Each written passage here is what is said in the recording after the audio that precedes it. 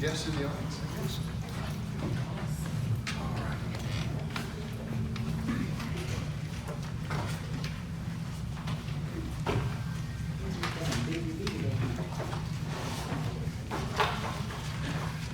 Doesn't do you any good if you don't actually read the text, huh?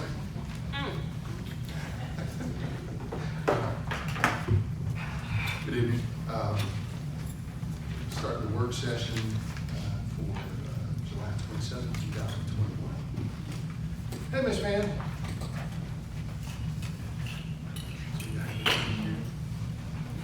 We'll do the quick review of the regular minutes. So we have the approval of July 13th regular minutes, approval of the work session minutes, and the July 13th executive meeting. Is there any issues or concerns with any of the minutes? Anybody? Ms. Van, you okay with minutes? I'm good. Hearing none.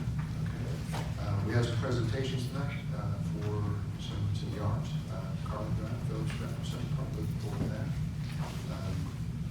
We have new business, which is what we're knowing as the tea room proposals. We have 4 proposals. I believe all of the city council has had an opportunity to look at those. 3 of those proposals are in pretty good shape, and the recommendation from the staff is 2DT designs in the amount of $18,500. Any discussion on this? We have a number of them. I'll get the names printed here for you.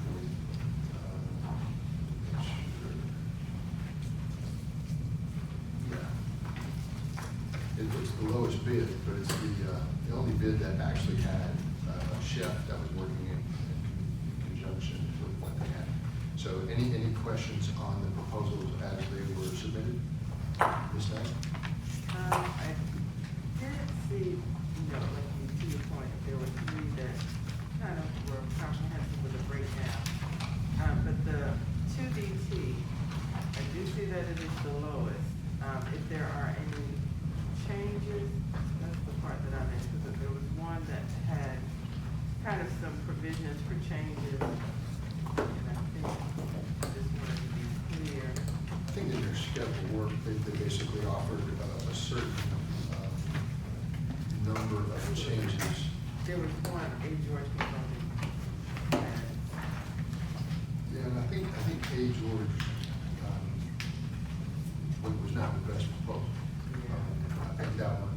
Want to be able to be clear that if we're going with 2DT, we're mindful of any changes in the scope of work and what that will cost, because that may bring us closer to where some of these other proposals are. Yeah, and I think to some degree, with the fact that there's a chef involved in that, even if there was a change, you're at 18 versus say 20 now. I think there's more than enough room to live through that. And that's why we talk about it on the front end. Make sure that we're clear. Agreed. Any other comments? Ms. Dean? No comment. Ms. Van, got any comments on the proposal? No, we asked for the investor some sort of any commitment when we started to spend into public funds. We have their financial statements and a certain amount of money is in the bank. So we have the information, but not the commitment from them. Well, you don't have a lease yet, and you're not gonna get into the lease agreement until we finally have the final drawings, so that we know what this thing is gonna cost. So we'll know what it costs them, and we'll have an idea of what it would cost us. And that obviously is negotiated, but we won't know that until we have a full set of drawings and we can go out and cost it. Does that make sense? Okay. Okay. Mr. Clark? No question. The one thing I'd like to add is if the council chooses 2DT designs, that there are at least 2 other proposals, one from Gary Blanchard and the other one from BB&J, that these are fairly comprehensive in terms of their schedule. And we have other projects that this city has design needs for. One example would be the tourist center. We have an individual who has an interest in building a bakery, Foxcroft, for those of you who remember him. And I would believe that at least one of these proposals would fit that job well, specifically in my opinion, the BD&J. If you just read that proposal, it has, a lot of restaurant experience, very specific to that. Obviously, this building isn't being completely redesigned, just simply the kitchen. So that would just be a matter of saying that if this particular company is not one of the chosen companies for the night stuff, then we ask the staff to submit BD&J and ask them if they would get a little more. Mayor, Councilman Tran is just having some difficulty hearing you. If you could situate your microphone differently or volume. Yeah, she when we join back. Okay. So, She will log back out and then she log back in. oh, okay. She was just saying she was having difficulty hearing him speak Yeah, when she was logged in. it must be on the end. Okay, we'll give her a chance. Speaking to The I theory think is. it was on her end, because I can hear fine. Yeah. Okay. It's, Thank you, it's, Chris. Hey, Chris, good to see you. Hear you. But anyway, the idea is to use the proposals.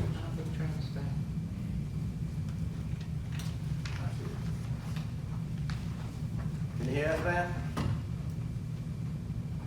Is she there? There's some bad weather out there too. yes, Can you hear us, Matt?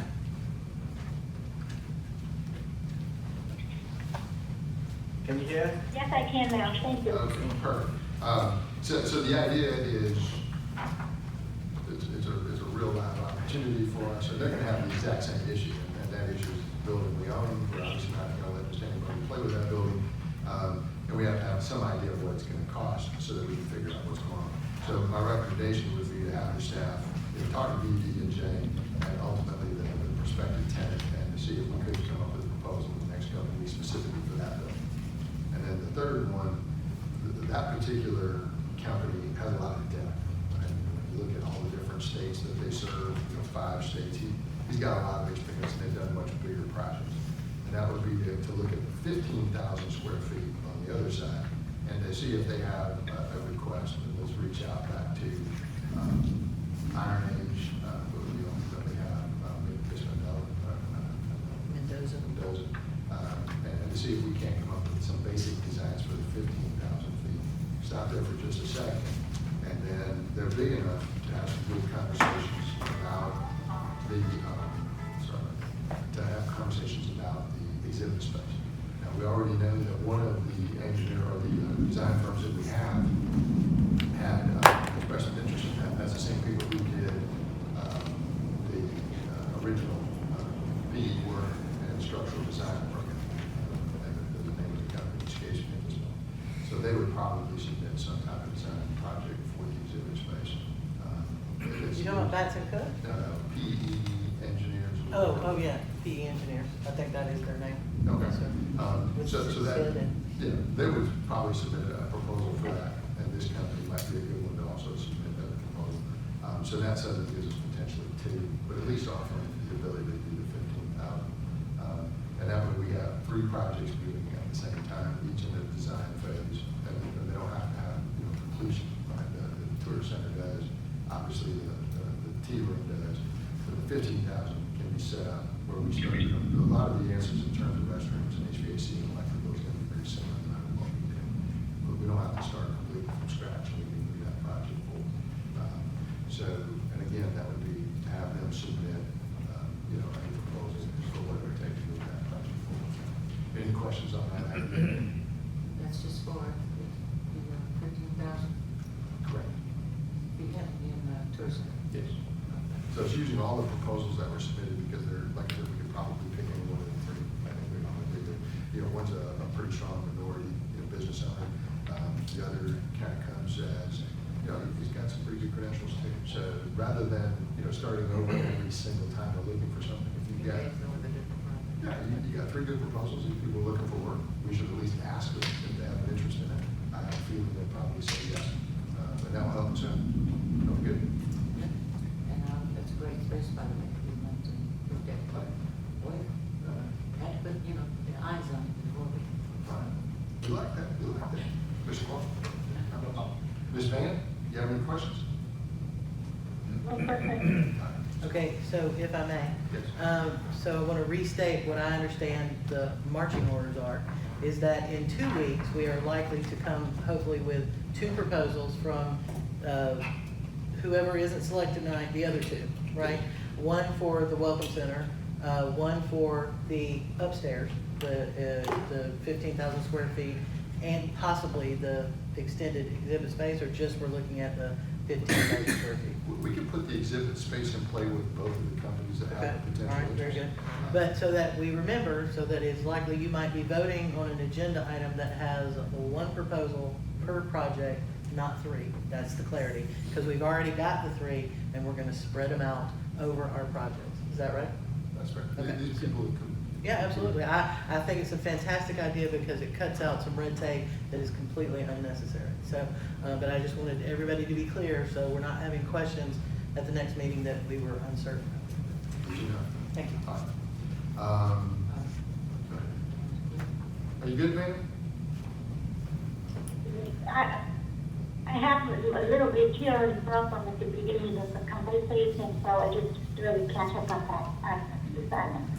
The main idea is just to use the existing proposals because they were all submitted. We have 3 realistic proposals that meet all the requirements, and to be able to see if we can't put them on other projects rather than starting from scratch. So she has to understand that when she sees the proposal for these other 2 projects, there will only be 1 vendor engaged. Correct. So if you only see the one, it's because they've already submitted as part of a bigger project. Does that make sense? And which vendor is that going to be? Whichever 2 that you do not choose tonight to do the T room. So if you choose the recommendation of 2DT designs, then it would be BDJ BDJ and and Gary Blanchard. that other really long acronym. ADSU. Architectural Design Services Unlimited. Okay, I'm sorry. Got the thing. Thank you, but I Doc. didn't get this out. And is there any of the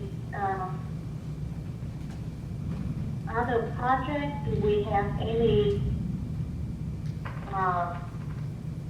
provision with the potential customer that to be responsible with what funding we are going to spend planning and design? Well, we know that we have an interest on the tourist center, with particularly on Foxtrot. The one for the 15,000 feet, we've got some interest, but I think we can move forward on some preliminary designs, and then the rest of it will catch up. We had some really good interest from Iron Age. We have another potential restaurant with an existing owner in Point South area. And there's going to be at least 1 extra retail space that we can go into that we can white box out, just have a restaurant, plumbing, electrical, HVAC. Pretty basic. But once you've got it in AutoCAD, we can, in the schedule of work, we can leave it as a partial completion to help us do the cost estimates to build that. And for the information, the company 2DT Design has a plan on Better Business Bureau on their for delivery. I don't see a detail what it is, but just to bring it to that attention. Okay.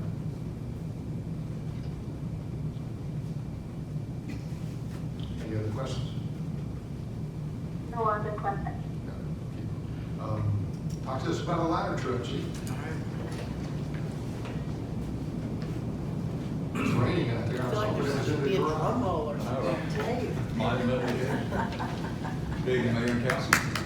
Of course, I've sent you a letter of request, that's with the packet, which explains the ladder truck and our evaluation of it, the cost of it, sent you some pictures. And also, there's about 6 items that the company has agreed to repair at their cost before they release it. They've already spent over $40,000 on engine rebuild and a turbo. They think when they get finished, they will spend about $80,000 on this truck. So it's in great shape. Chief Moss and Captain Morrow went out to Texas a couple weeks ago, evaluated it. I said, this is one of the big. It's in great shape. 9 years old, low mileage, low hours. So And we don't use a ladder truck a tremendous amount, so this is a good one out of very it'll last us several years. And I see in here where it basically says until July 28th, which is tomorrow, so I'm assuming we're making the approval by it. Well, that's the desire, and they've got other people waiting to look at it, and they said they would hold it. I told them the council meeting was tonight, and hopefully they will take action. I think we will. And, Anybody not want to buy a fire truck? Excited to. I was waiting for that. Yeah, I was wondering why it looks so, well, it's fit in our bay, it looks so long. It's as long as what we have, but it's actually a couple inches shorter in height. That's one thing we have to look at with that bay out there, is the door Yeah. height. But it'll But it'll fit in the bay. Yes. Okay. All right. I don't wonder, it's from Texas. That's right. That's good, that's really good. They've got pictures on it for members of the audience that want to take a look at it. The only thing that's missing is obviously the city of our fire department. I'm sure we'll manage to figure out how to do that. But that's a tremendous opportunity for the city. Look forward to locking that thing up and making it happen. So, good job, Chief. Thank you. Let's go ahead and just keep you there for just a minute. Agreement with Forest Park EMT ride-along. Forest Park is teaching an EMT class for some new hires that they have. And EMT's students are required to do ride-alongs at a different agency than who they're employed by. So this is something they've asked us if they can come down and just ride with our paramedics just to get experience. Do you know how many hours they have to have on these ride-alongs? For the A class, it's 32 hours, I believe. Not 100%, but it's right around the 30 to 36 hour, and that for the advanced, which is what they're going through now. So, any issues there? Ms. Knapp? No. Christine? As far as, all of our liabilities and everything like that, Forest Park is covering everything. Yes. We're not liable for any of the incidentals. Mr. Clark? Ms. Tran? Lisa? Perfect. All right, thank you. Let's just keep you for item 6, emergency medical policy update. That was presented to you at the last meeting, and by code, after 10 days, if nobody had an objection, it just automatically becomes updated. So I don't need any action on that unless anybody had a last minute question about it. Anybody have a last minute question? Right. Ms. Tran, any questions? No question. Sweet. Thank you, Chief. Got one more if you want to proceed with that. Number 3. Wait, Mayor, the chief The was. generators? Yep, that's right. Okay. So I have 3 bids, they were in your Oh, packet. sorry. Number 3. One of them is much less expensive than the other two, and it's a much bigger generator than the other two. And they can install it faster. They're all 20 to 26 weeks out. But I think it would be the best bang for our buck. It's $25,414, I believe. Yes. The other two, $38,000, $39,000. And your recommendation is? Perkins generator sales for $25,414.40.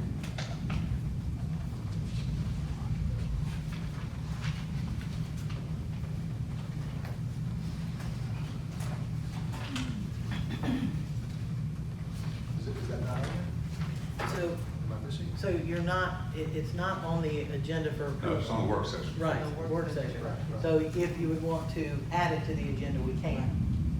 Any reason why we wouldn't? Okay. So then, if that's the case, if I could get the name of the company and the price one more time. Because I gave my packet Yeah, out. I'll read it off to you. Perkins generator sales Yes. for $25,414.40. Okay. All right.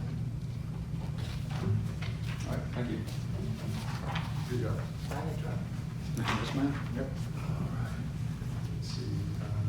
We talked before about the Morrow marketing center contract. Basically, bringing the employee there from a 1099 to a regular employee, and then a percentage of his sales coming, I believe, out of the enterprise fund. Does that change slightly? Yes, I would ask the council to consider deferring that.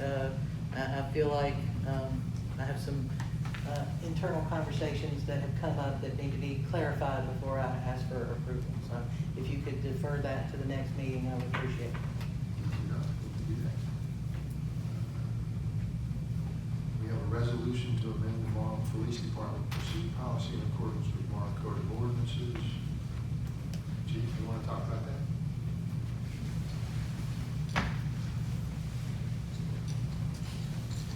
So recently, we discussed making some amendments to the chase policy in order to be able to accommodate the effective of the block cameras, which is also part of the proposal. It would take away going from forcible felonies only to felonies that involve property crimes in terms of stolen auto, being recovered, entering autos, and along those particular lines.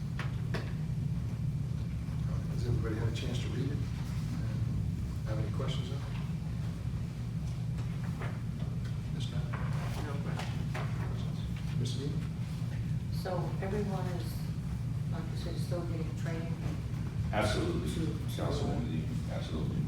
As a matter of fact, we're gonna make a couple of internal amendments to the training in that we're not gonna allow anybody to chase until they've gone through copious amounts of training before that even gets rolling. Even after it's approved, it's not like we're starting tomorrow and, the gates are open and off we go. We're very clear on the level of liability that comes as a result of making an amendment like this, and so we're taking that seriously, and the training is gonna be able to address it.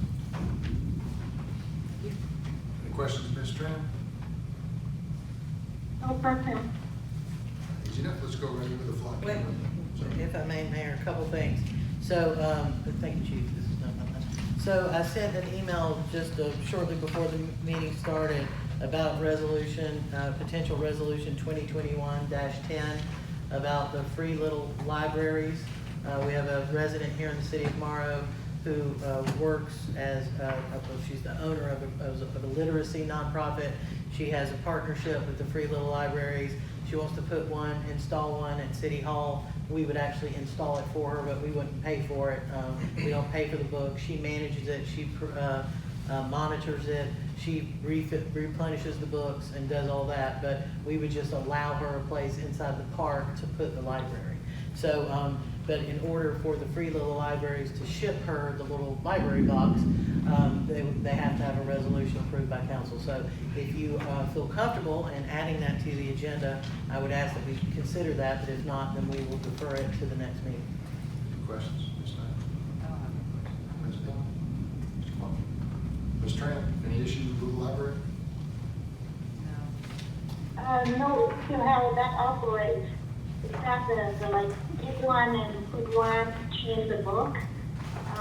The library, nobody monitors, somebody just take one book and replace by their own book in there. Well, so how it works is that they actually don't necessarily encourage putting books in there, but the Free Little Library supplies up to 25 books at a time. Because you don't want to get, they try to stay away from things that are political in nature or religious in nature, that are culturally sensitive, and other people's opinions about what books should be available may not be in harmony with the Free Little Library's intention. So that is what Siobhan Simmons, who is one of our residents, she will monitor to make sure it's being kept the way it's intended. So the city of Morrow will not be replenishing the books, deciding on the books, or paying for the library itself. And she will be a designated, every little library has to have a designated person that's gonna monitor it. So Siobhan Simmons, again, who is a Morrow resident, would be the designated monitor for that, with that Free Little Library. Our only commitment is offering her a location, accepting the donations. Who, Siobhan? No.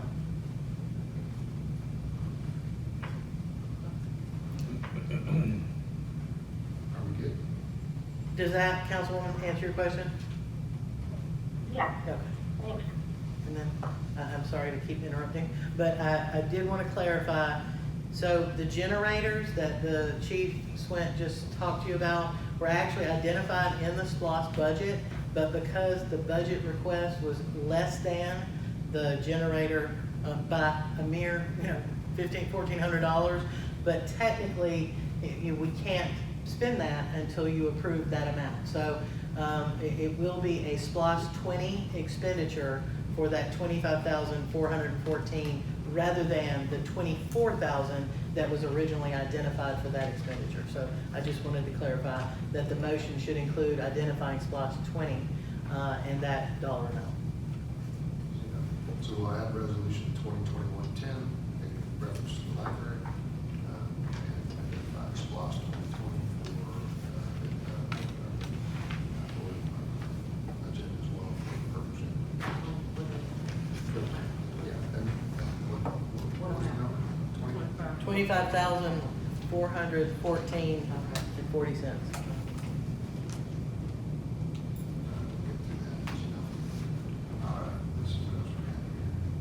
Updates on the Lake Harbor sidewalks. So we actually have Mark Whitley, who is the engineer that's working with us on the project, is coming from another meeting, and I wasn't sure if he was gonna get here somewhere between 7 and 7:30, so if I asked that we just wait till he arrives, and then we can have that conversation. But I will just go ahead and tell you, in your folder, what you have are the plans, the construction drawings for the project. You have the minutes from the meeting where we approved the first cost change, and the original bid from CNC Lovejoy.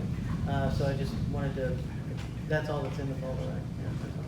And then, so what we're going to discuss tonight is, as you all know, they recently submitted another cost scope change that was $103,000. That is also in your packet.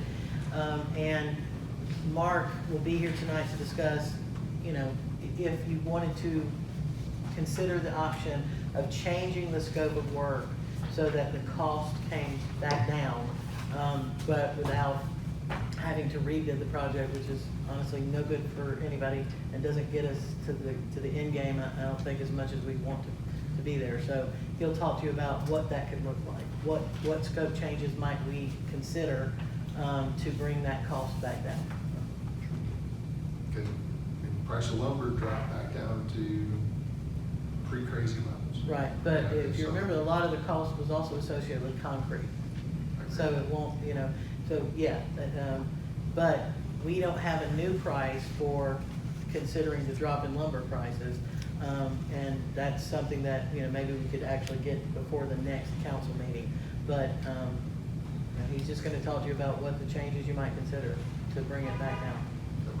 In other words, we finish what we can finish now, and the things that are holding us up, maybe that part gets, that's a separate project. We can get it out later. Which is why actually, and if y'all remember at the last meeting, when Mr. Gregory was here, because the scope change may take his address out of the equation, which is why I haven't dealt with that issue yet.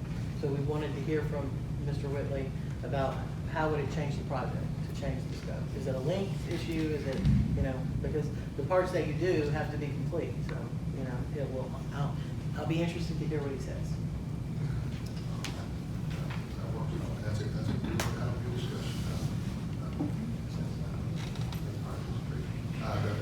The one that was also on the agenda was the flock camera proposal, and we had that conversation last time, so now you're basically just asking for the authorization, and that changes, and it gives us 10 additional flock cameras, about 27,500 from SPOS 21, and authorizing that action. Any further discussions outside of what we talked about at the work session last time? This time? No. Ms. Neal? Mr. Quam? Ms. Tran? No question? How many, will they give us with this additional 10? 13. Let's clarify. Because I have the approval of 10 additional cameras in the amount of $27,500. So we need to amend that motion if it's different. Councilwoman, you asked me how many in general or How altogether? many total cameras with this The 10? addition of 10. Okay, so the approval Yes. is for just 10? Okay. Yes. Tell us, I mean, I read the email earlier, the audience would agree with some of that. Tell us about the little stolen vehicle and how well that worked for us very recently. So if you want to know latest in technology, what's working for you, you're really going to like this. So one of the cameras that we have right now is at South Lake at 54. So any vehicles coming in and out, basically, well, going in towards the mall and coming out, because it catches part of it as well, will alert us to stolen tags, expired registrations. But we just recently had one where our Sergeant Murphy was able to get a stolen auto that had come in, and the camera picked it up right away. They were able to locate the vehicle in the South Lake Mall area, but it was in a parking lot, and arrested the driver that was in possession of the vehicle, who was also wanted for several other felonies, I believe, out of Clayton County. That's literally a very small snippet of what we can expect with the introduction of all the cameras through the ingress and egress, meaning the streets that lead in and out of the city of Morrow. Once we get this approved. Pretty nice little way to catch them on bag at it. Well, one of these days they might get sharp enough to understand it. Good work. Thanks. Now we have an updated event calendar. See some of the new events that we've had on there. Obviously, the ones coming up, there's Dog Days and a community yard sale. Superman, you want to tell us a little bit about that? Can you hear me? Yeah, I know. I can't hear you. Dog days and the community yard sale. And if there, because the event calendar is ever changing. Has there been anything that we added since last Thursday? Because it's possible. Not yet. A lot more. Give them a minute, yes. So, yeah, for the dog days, we're gonna have Joanne kind of lead us, because she's been here a while, and she understands about animals, so we're looking to have a dog performer there. I'm gonna think about dressing up as a dog too, so dog outfit, so. Now he's got I'm gonna be out of town. You're gonna be dressed as a frisbee. Yes. And so we're gonna be serving different type of brats and hot dogs. Oh, I thought you were gonna say dog food. Not in America. And years ago, the police department had the McGruff crime dog scene. I have pictures of me in that scene. That was quite interesting. One size does not fit. Go ahead. Yeah, and then community garden. And yeah, pretty soon we're gonna be working with some amazing car shows coming soon, some cool stuff, Oktoberfest. So maybe you would like to ask Lana or Cherry to share details about the community yard sale? Anybody have it? Yes, we was talking about that today. Or Dorothy? I mean, somebody. There are a couple of more details that we need to add to that, because we don't want it to transfer from the park here over to the district. There's some different things that we can do because of space. So, yeah, we just need to get A little more detail. Get that flyer and tweak it. Yeah. And we would want to make sure the fountain's on for the kids, right? Oh, sure. And food vendors, you know, and shredding truck and. Everybody just follow that. She's a little obsessed about the shredding club, remember? Okay, all right. Hey, you'd be surprised at the people that will. No, I won't be surprised, that's all right. But, yeah, He's waiting up. That's funny, that's funny. Any other questions related to the different events that we have? Hippie, is Now, that right? now, if I remember right, I think Hippie Fest? they said that the Oktoberfest is going to be incorporated in with the D&D, that's right, the car show.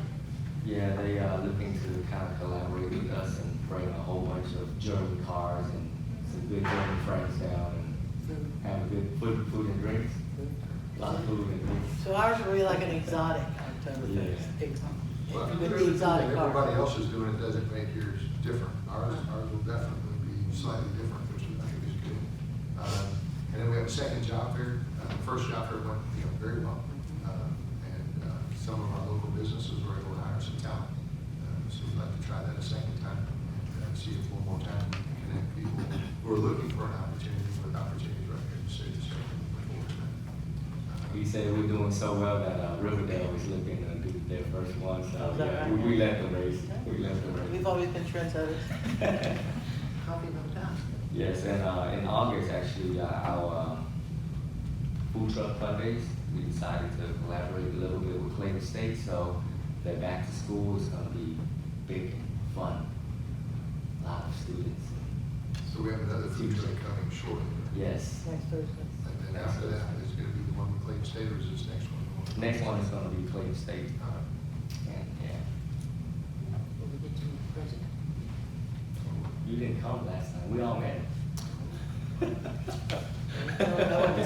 until I go out of town with you. He'll be at the next one. We should resurrect the conversation, Dorothy, about the water tower.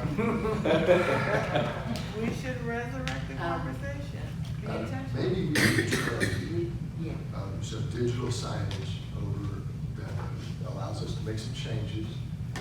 He has hinted if It's a we sign. allowed him to paint some curbing, kind of orange and purple up near his area, that might be appropriate.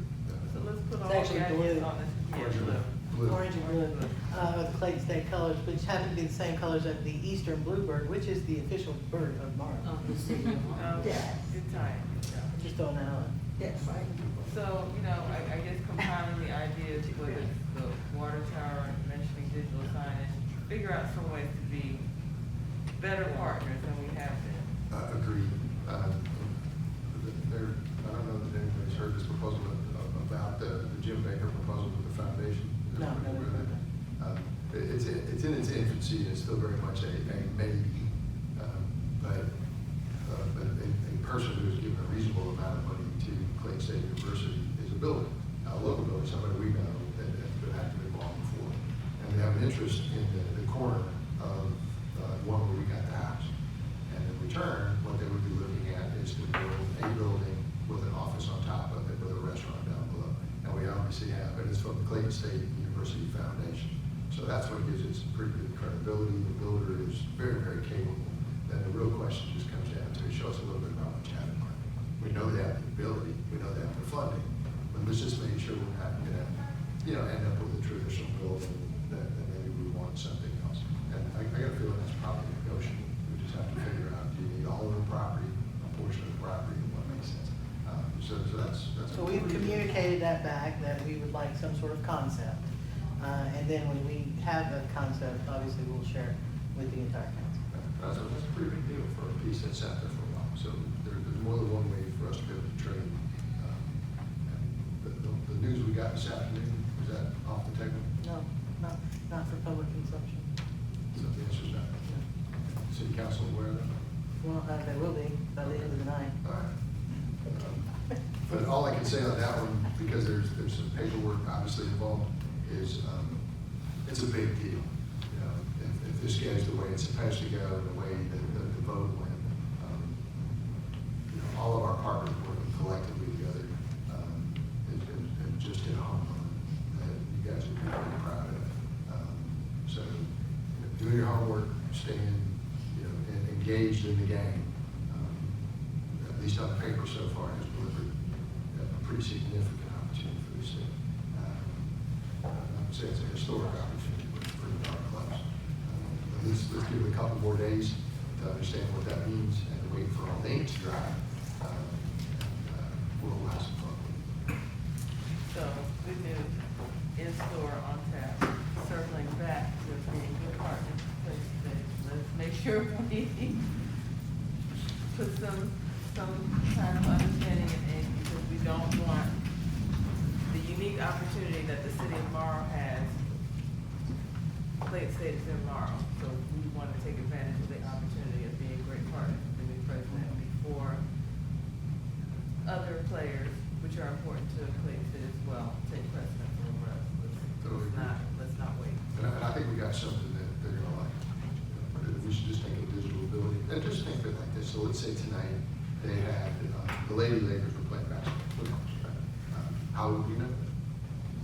Unless we went online and looked up stuff, but it's probably not. But if that digital marquee out there was, playing off Lady Lakers, that works pretty well. At the same time, it allows us to promote local businesses, city events, different things like that, ties into the marketing campaign we're talking about, everything else. And of course, I'm sure we could put up a digital mascot to make everybody happy. Now, And who is that mascot? Lock with that side. The Loch Ness Monster. That's something right there. Nessie. Yes. So, just the persistence, it seems to be paying off. There you go. So, so, yeah. There you go. And for those who like coffee, somebody like me, you can have coffee with the chief of police on Yeah. Wednesday, August 4th at 7 o'clock in the morning. Sure. Oh, We're not so coffee went up. That's going to be at the Atlanta Delivery Company up there on Mount Zion. So Early bird looking gets the forward to worms. that. Go ahead and just start writing yourself out some really tough questions. Look it up on the internet for things that are, not easy to answer. I'm sure the chief will dazzle us. So looking forward. At 7 a.m. Yeah. Okay. I'm an early riser, so early riser. We're done. Do we get donuts with that? It's Atlanta bread, we'll see. Okay, we still got a couple minutes. Chris, I know we've ignored you for a while. You want to give us some of the finance updates? No, I don't, please, I'm sorry, Mayor. You do have your community engagement officer who's here tonight, and she would like to address you, just to sort of give you how it's been going since you first got here. Maybe a better time than starting Chris and cutting him off and then resuming. Okay? Something like that. Liz, ma'am, please come over and help us out. I would like to add here, if I may.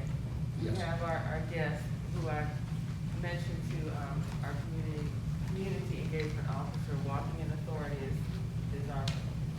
they're visiting this evening. Good evening. Very interested in leadership in the community, all things wonderful, so I did want to make sure that I'm pointing out the two. Okay, great. I'll be sure to meet with you after the meeting. And the two ladies on the end are the ones you want to exemplify. The guy in the middle, Miss probably. Sparkle Adams, we love Miss Sparkle.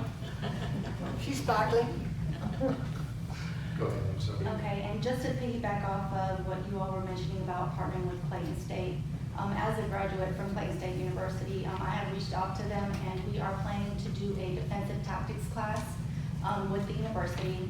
And also for October, I am planning to do a domestic violence awareness program. I would like to do it with the university as well as the community. I would like it to be open to everyone.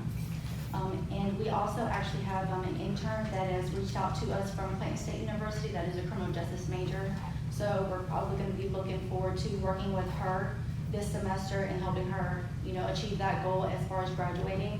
And as of today, we also actually had another student from Georgia State University reach out to us. I haven't made contact as of yet, but that's going to be possibly another intern that's going to be working with the Morrow Police Department as well. The first event that we actually have coming up is going to be August 3rd, which is National Night Out. If you do not know what National Night Out is, it's pretty much a national day that enhances the relationship of the community with law enforcement in a positive aspect. So that day we're going to be having food trucks, music, DJ, games. So it's going to be great for the community to come out. It's going to be in the parking lot of Namde Moon. They have volunteered their parking lot to us. It's going to be at a great location. We're expecting a great turnout, being that it's right on a main street and it's going to be right there, right on the main street. You can see it. If they haven't heard about it, they'll probably just stop in just because of the lights and all the commotion that we'll have going on there. So it'll be a great event. As far as the Proud meetings, in the past 2 weeks, I've gone to several since I've been here. We've had a great turnout. And we have a couple others coming up. We have, closing out the month, we have one on July 30th and on the 31st. And then for August, we have one on the 1st, the 8th, the 12th, the 15th, the 22nd, and the 31st. On August 4th, like you mentioned, we do have coffee with the chief at Atlanta Bread. And on August 21st, we're looking to partner with Clayton County Police Department for the 5K run that they do. For the end of August, we are planning to do a back-to-school event. The details are not exactly planned out on that yet, but I am working on it, so hopefully by the next meeting I'll have more details for you on that. For November, we are looking to do something for less fortunate families for Thanksgiving, so I'm going to look into doing something for that. And then in December, we are planning to do Shop with a Cop for less fortunate kids for Christmas. And as of right now, that's everything that we have planned coming up. Any questions? Ms. Knight? Ms. Neal? Mr. Clark? Ms. Tran? No question. And I saw you personally hand delivered Yes. that to the house. That was nice.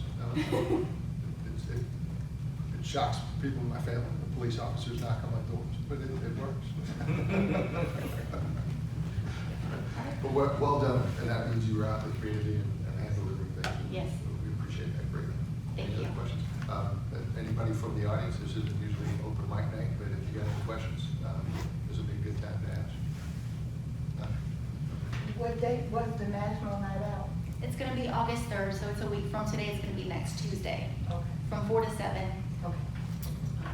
Is that gonna be on our city website as well as on our police? Okay. And it should be on the marquee outside. It's on marquee. As well as- Excellent. Thank you. Thank you. All right, Chris, we held off as long as we could.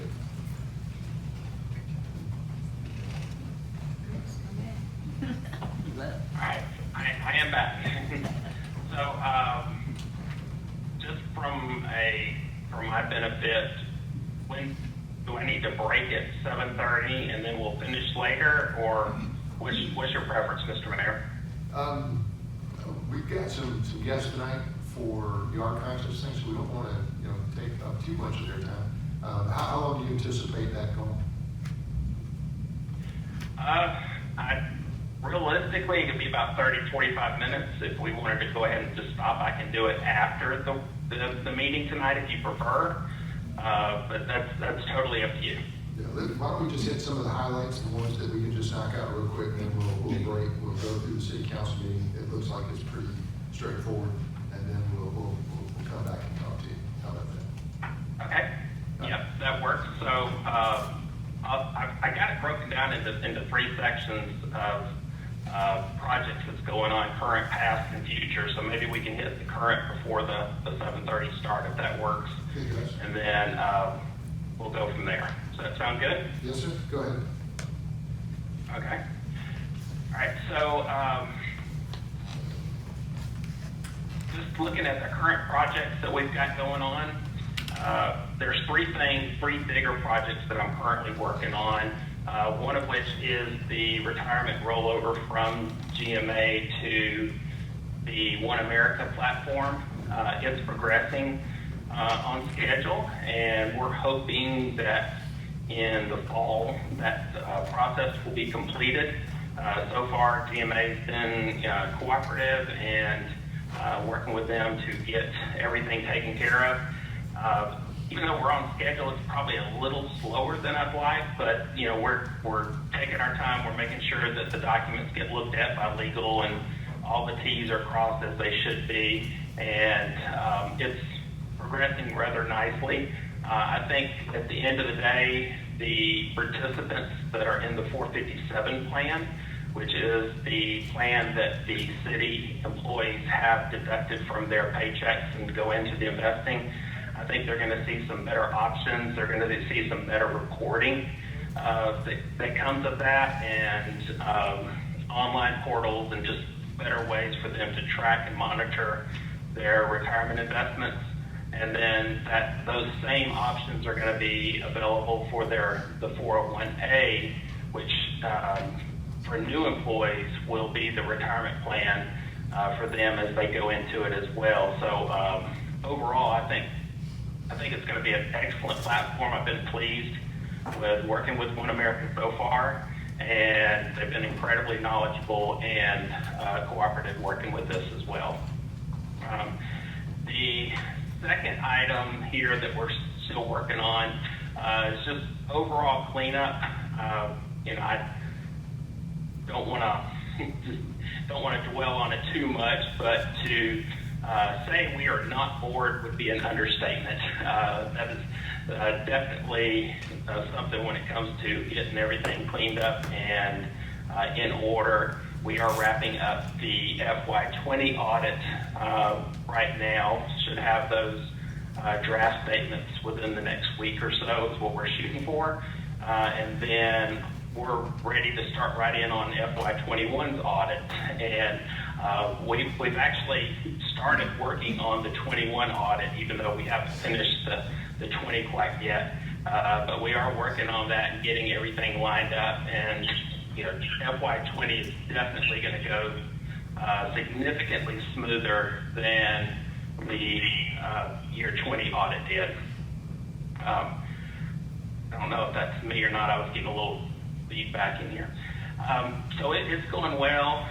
Been working with auditors, looking at some ways to streamline some processes and make them a little bit more accurate. A lot of it just has to do with record keeping, and me being new, either some of the records that the auditors are needing, either they weren't saved, weren't created, or just simply we don't know where they are. So a lot of the stuff we're recreating and backtracking to see how we got to certain aspects of it. Some of it's just limitations with the software that we're working with and getting some of the data out of it that they want. For example, if they want a document recreated from the accounting system, it doesn't really do that. So we're working through those processes as well. But overall, I think we'll have a clean audit opinion, but I do suspect that they'll probably have some findings that come out of that, which the best way to really characterize a finding is it's a strong recommendation for improvement. So they'll come out and they'll tell us some things that weren't the way they wanted them to be, and what we need to do to get that cleaned up and fixed going forward. And the last major project that I'm kind of working on right now is the compensation study. Council approved that in the spring to get us started on that. It is progressing, and I talked with the firm who's doing the work, which is Archer. The name of the company is Archer. And at this present, we've identified peer cities and communities in our area. We've also taken an inventory of the positions, the titles, and responsibilities that's in here, and we're starting to build that model that they're looking at. The next step of that process will be to go in and talk to, through a survey, each of the employees to kind of gauge what's their workloads, what are the tasks that they do on a day-to-day basis, how much time are they spending in various projects and whatnot. And that gives the compensation team a good idea, a good parameter of apples to apples comparison. So a lot of times we may call something an accountant one, another place may call it an accounting technician, and another place may just call it a staff accountant. They can look at the job responsibilities and see, are those compatible, and does comparing one to the other really give a good true apples to apples comparison, so that end of the day, our compensation study is exactly what it should be. And in the end, that gives you better information and a better tool to kind of make the decisions the council needs to make based on those. So those are the three big current projects that I'm working on. Obviously, there's a lot of the day-to-day things that are happening, just paying bills and getting employees paid and taking in the revenue, et cetera. But from a big picture, big project standpoint, these are the three major things. And with that, we've got a few minutes. I'll just pause and stop talking for a little bit and see if you've got any questions about any of these three items. Christine? Ms. Trent, questions? So on the report for year 20, what is the due date that we need to support the report to the Georgia Department for Audit? The due date for that was actually December 31st, and then due to COVID, it was extended to the end of March. So we are late with the Department of Audits. I've talked with them. They allow for extensions, but you can only ask for an extension 2 out of every 3 years. And apparently we used our 2 years already. So they're not extending it. At present, there's not necessarily a penalty that we're looking at. We don't have to pay a fine or anything like that. And it's really just to, it behooves us to get it to them quickly. Ultimately, they can turn the spigot off of any grant funding that may be coming our way. But there hasn't been an indication that that's going to happen yet. In my past history is you've got to be really late before they get to that point. So we're working to get the audit done. We understand that the deadline's come and gone, and obviously my eyes and my focus has actually started looking towards FY21 to make sure that we're not in the same boat. Any other questions before we take a real quick break, grab a cup of coffee, and come right back and start the meeting? Done. Get your cup of coffee, we'll start the regular meeting in 2 minutes. Thank you. All right, picking back up for the work session. You still there, Chris? Yes, sir, I am. Perfect. You want to pick up where you left off? Oh, absolutely, be glad to. So we had gone through the current projects that I was working on. So let's celebrate a little bit with some past projects that we've completed. As everyone here knows, we finished and adopted the budget. I will say from staff to the council retreat to adoption and public comment, it was a very smooth process, and I appreciate everyone's involvement, both council and the department heads as well, in making that part of my job as efficient and painless as it possibly could have been. That was very much appreciated. Also, as part of that budget, we realigned some of the finance staff. As most of you, I believe, all know, Victor went to fill the role of code enforcement officer, and we backfilled his position internally with staff rather than replacing it. So we absorbed that one full-time person, and it's a little painful, I'm not going to lie to you. It's a little, dealing with that long-term, no issues whatsoever. I think if we weren't catching up and trying to clean up so much, we would have missed a beat. But in trying to catch up, clean up, and stay on track with other things, it's pushing us, no doubt. Like I said, we are anything but bored in the finance department right now, which is a good thing. I don't want to ever be bored, and this certainly is keeping me and all of my staff busy. Let me know if you ever get that. You got some things coming. They're barking at me a little bit, sometimes telling me to slow down too. And I said, we don't have time to slow down. There's too much that has to get done. So we're working on that as well. And the last thing that I really wanted to talk about as far as past projects goes is the procurement card system. You guys adopted a policy for staff to create and maintain a procurement card system. We have gone through that process with JP Morgan Chase. We have done training with all of the staff who have the cards, and those cards have been assigned out, and we are now using them. I saw reports late last week, where they are getting put to use, and I'm thrilled to see that. Anytime they're using their procurement card to make a purchase, that's one last check we have to write in finance. So you take several dozen of those per month, and it does add up to some significant time savings. And I as a card holder, have used it a couple times myself, and found the online portal to be very intuitive. We can go in, code our transactions, attach a copy of the receipt, and it gets routed online to the next approver who reviews and approves that purchase. So it's gone very well with that process. So thrilled with how all three of these are panning out, and did pan out, and hoping to kind of build on that success. And with that, I'll take another pause and see if you've got any questions or comments about these three things. Anybody? Ms. Tran, questions?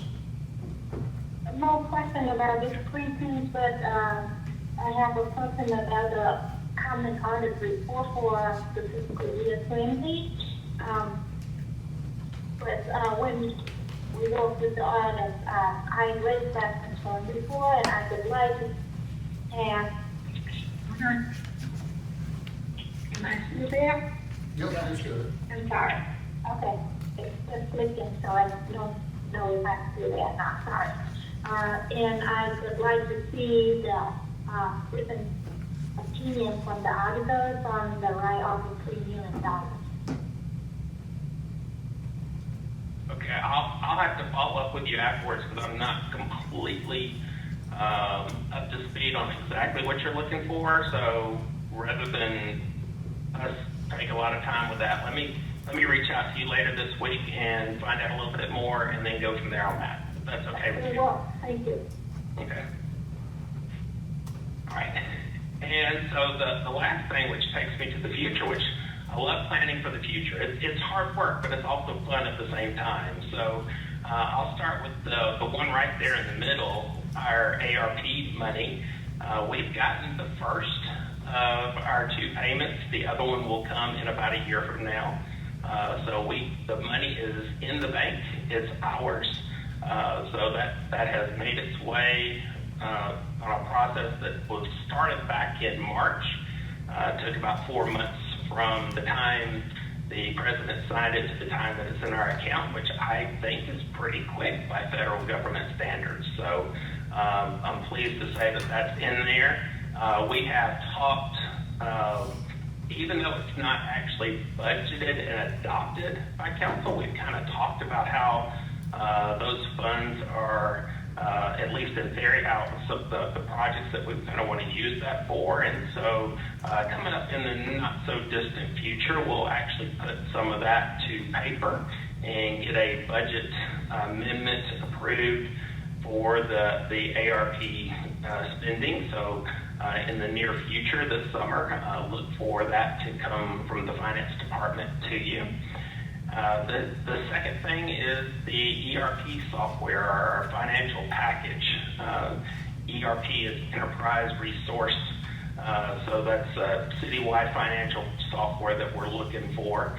And I've done a significant amount of vetting and dog and pony shows on this, and one of the things that I'm really looking for is not necessarily what is the best software for us today, but what's going to be the best software for us over the next 10 years.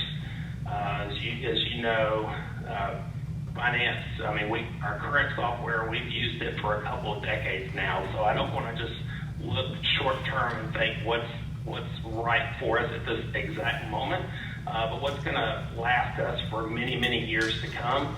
And looking at the technology that's out there and some of the needs within our city financial operations, I can tell you, for example, we desperately need some good project accounting where we can track specific projects, whether they be a SPLOST project or a public works project. There's been several times just in the period of time that I've been here where someone will say, how much have we spent on such and such project? And we don't really count for it that way in the system because it doesn't handle projects very well. So that's one area that I'm looking for. Another one is, streamlining and getting a better report for our budgeting. That's something that can help the various departments and whatnot on some of the things that they have to do, and letting them know what funds are available and what purposes they are allocated for, et cetera. And most importantly, I want to significantly reduce a lot of the paper that's going back and forth, and unfortunately sometimes getting lost in the shuffle. I want to streamline a lot of our approval processes and get them in the system rather than routing around on paper. To give you a good example, when someone comes in, I want, let's say, Sergeant Smith of the police department, he enters an invoice in the system, and then supervisor chief goes in and approves it in the system.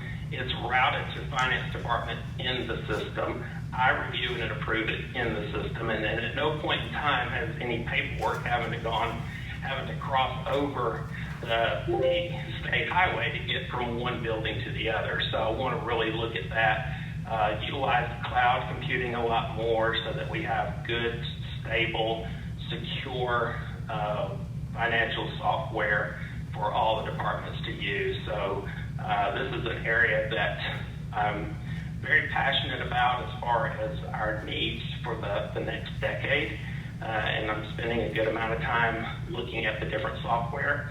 I will tell you this much about the financial software itself, is there's not a lot of players in the governmental sector that are really looking at modernizing their software. There's a lot of old guard software vendors out there that have good, reliable system if all you want to do is add 1 + 1 to get you to 2. I want our software to be more than that. I want our software to be something that's a management tool and not just something that can add the debits and credits up.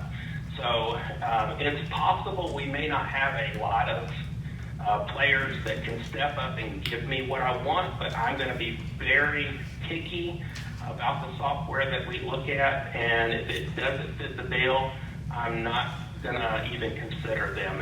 And that may mean that we don't have a lot of people to pick from, but if I can get at least one, I'll be happy with that. And the last one I wanted to kind of mention is just looking at our banking product and our banking services.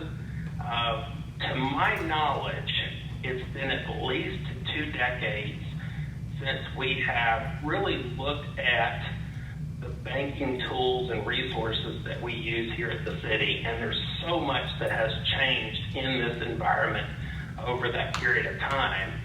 Mr. Mayor, you may remember we worked with PNC. We were with a savings and loan that got bought out by RBC, that got bought out by PNC. So we've kind of carried that legacy with one buyout after another, and we're paying a very good amount of money to bank fees and bank charges. And the banking product that we do have with PNC, it's not a bad one by any means. The service is great. I have no problems with that as well. I just want to make sure that we're being good stewards of the taxpayers' dollars, that we're getting the products and services that we need since we have grown over the decades, and that we're paying a fair price compared to what market competition would dictate that we pay. Just to kind of put it in perspective, when I was with the city of Dunwoody, we were with SunTrust Bank, and I know SunTrust doesn't have a branch in the city, but in Dunwoody they did, and we were with them there. We didn't pay bank service fees at all, 0. And here in Morrow, we're about 1/5 of the size. The budget's about 20% of the size as it was in Dunwoody, and we pay somewhere around $1,500 per month in bank service fees. So if you extrapolate that over a period of an entire year, you're looking at the better part of someone's salary. So I want to make sure if that is what the market dictates that we pay, then so be it, but I want to make sure that we're getting a good, fair price for that.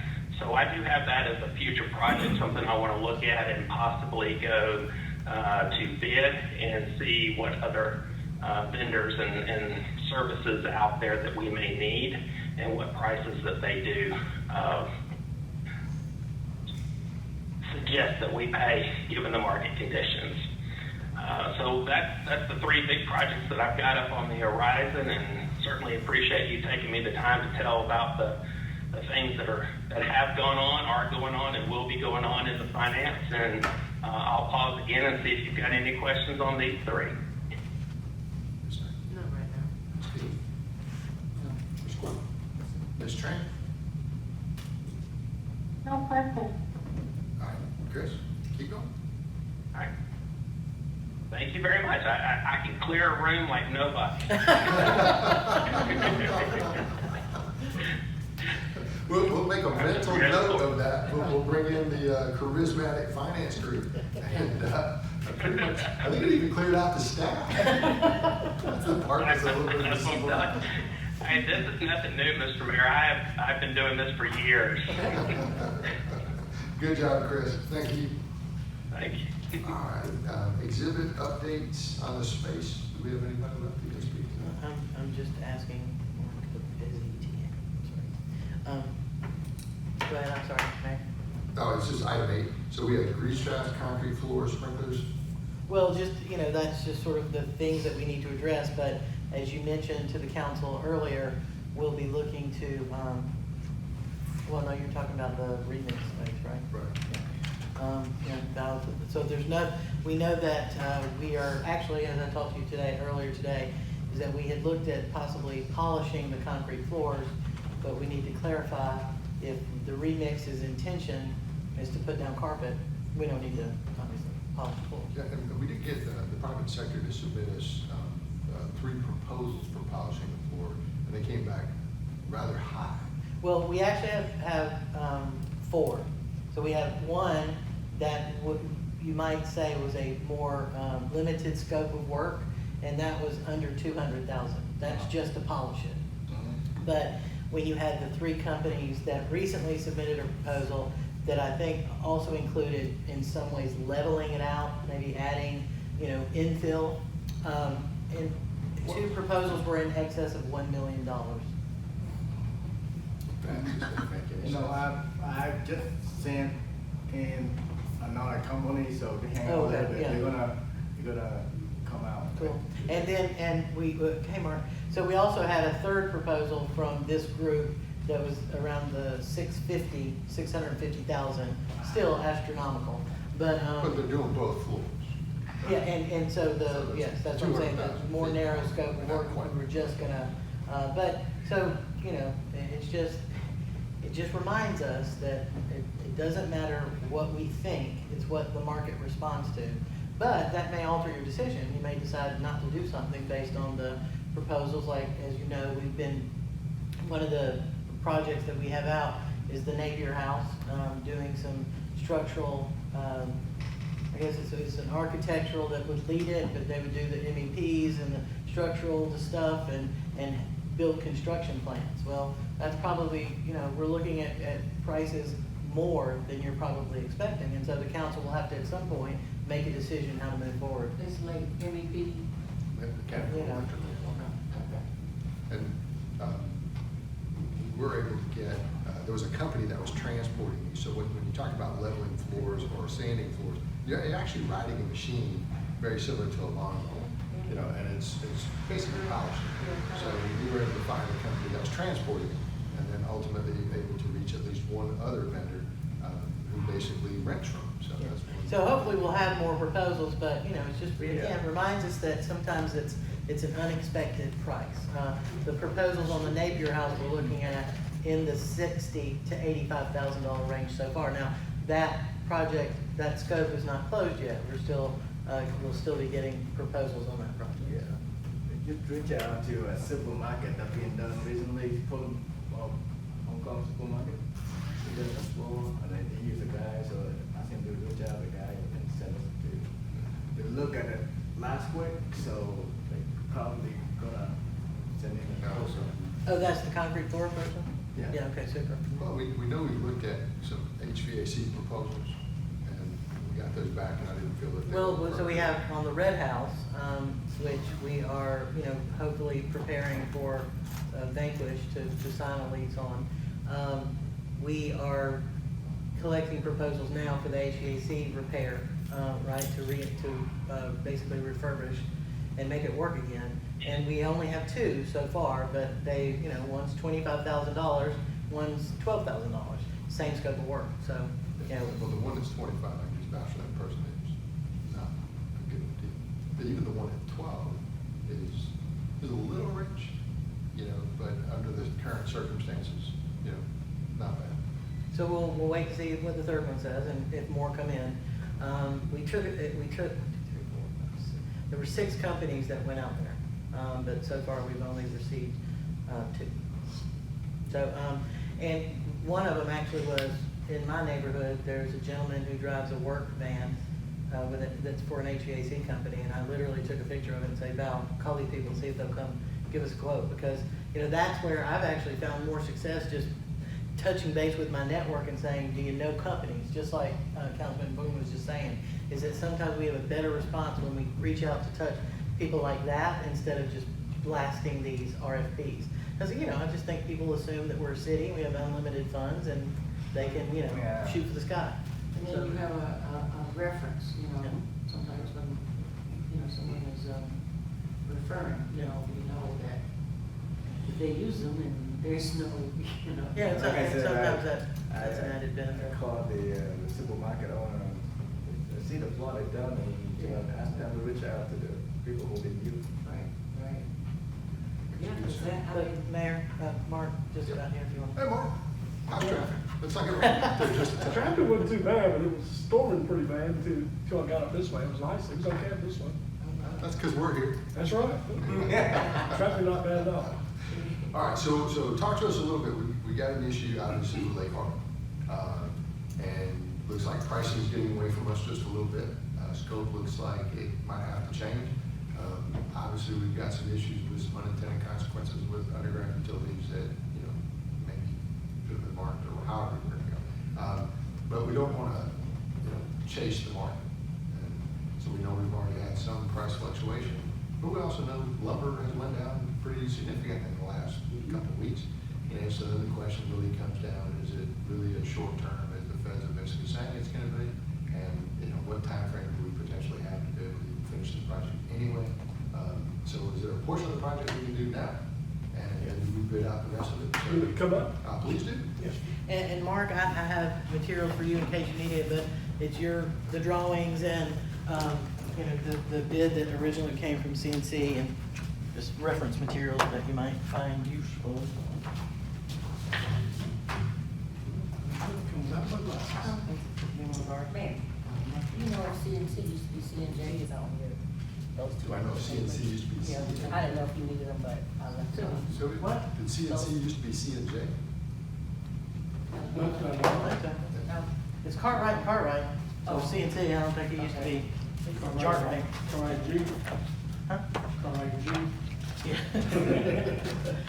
D may not be something you need to reference. Yeah, I mean, Lake Harbin is, like a lot of projects I've dealt with, some here in Morrow and some in other areas too, which is kind of it's kind of the nature of what's going on right now. We're in a period where prices are escalating tremendously. And then we're also, which is really odd because, you know, we're dealing with high prices, but then we're also dealing with a lot of extreme delays because of lack of being able to get materials and the delays in deliveries. So it's kind of odd you getting hit with both of them, but the material costs are hitting on a lot of projects. So this is not an isolated issue here. I do believe there's some options as far as looking at the possibility of phasing it, if we want to try to stay within the current budget. I think the project lays out well to be able to do that. And I think we could probably get definitely the majority of the work done and still be able to do that in a phase one and leave maybe a smaller percentage, maybe 25, 30% of the project for what might be considered phase two, if it's something you want to consider. So I think the project does lay out that way. We'd like to get the project, some portion of it complete. Right. Otherwise, we're just left hanging out here the whole time. That's right. And if in the second phase, allow the market to simmer down just a little bit, which we know it's gonna do. It will. Yeah. So why pay the extra price when you just know it's right around the corner? I mean, the demand may be out there, but we know it's a supply chain problem. everything's supply, you know, supply chain problems fixed. That's how it works. People take advantage of it, but sooner or later, just like lumber had to be bought into that, the number had came down. That's just one product number. I know the concrete's a different one, but they will. I agree. Eventually come back to normal. I do believe we've seen, my personal opinion is I do believe we are seeing the peak prices. And I do think we will see some stabilization on the prices, some decrease in some numbers too. So I agree, if we could get the project going, at least get some of it done, then maybe a phase two could come in at a reasonable number to where the prices stabilize some more. How would they break it up into phases? What would you consider the? You know, I would definitely do it in sections. From Meadowbrook to the east is probably 40% of the project. So the first part of that would be, you know, up to Meadowbrook is probably at least 60% of the project. If those numbers, once we run those numbers, if it doesn't get us back in the budget, well, no, let's say it does get us back in the budget, then we can move further to the east, to the next tree, which is not Peacock, it's Pleasant Valley. So then maybe from Pleasant Valley to the end of the project east might get us, you know, to a percent that we could cut that section out from phase two and get some budget. I don't think we'd be able to go any further. So there is a lot of pipe work at the very end of the project on the east end, which is a lot of the expense. So if we cut out that last 20%, 15-20% or so, that might get us where we need to be. And the gentleman who was talking about the was at the council meeting last Yeah, night. well, that would take care of that, but it also means you don't get the chiller's way. Yeah, and so there's been significant, you know, feedback from that end of the project. And there's other ways of looking at it too, from the perspective where, you know, we're adding curb to the north side, we're filling in gaps on the south side. If you want to concentrate more on the south side, saying, hey, can we get all the sidewalk and curb in on the south side and then come back and do the north side later, or vice versa? You know, you can also look at it from that perspective too. So it doesn't have to necessarily be a section other than, it could be from roadside to roadside. So that's another option. I think. Well, which So in normal circumstance, how long would the entire project would take? In normal circumstances, the timeline for the project. From this point on, Well, normally, Or you just from- said, and in normal Yeah. circumstances, this is like a 4 or 5 month I project. would say it's probably about a 6-month project. But we crushed that number. Yeah, we're already pushing on that. Okay. So- So what is holding us from making progress? This is gonna be the underground utilities. What do we anticipate? We really don't know. Well, I think that what's holding us up is the council has to decide, I think because that's- the progress doesn't start until you either decide to change the scope or approve the cost overrun. That's what's holding it up. But of that. can Well, they the complete- utility issue, yeah, to the But if the mayor's utility point. issue just holds us up longer, we haven't accomplished anything. There's some utility issues that's mainly with services, not with main lines.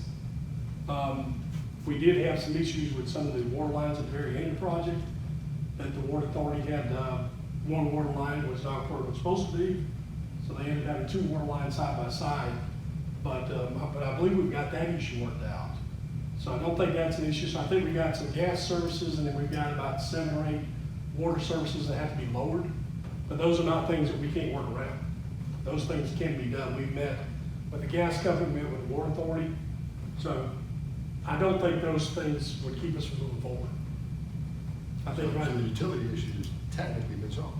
I think they're not resolved, but I don't think they're to the extent where we delay the project if we move forward.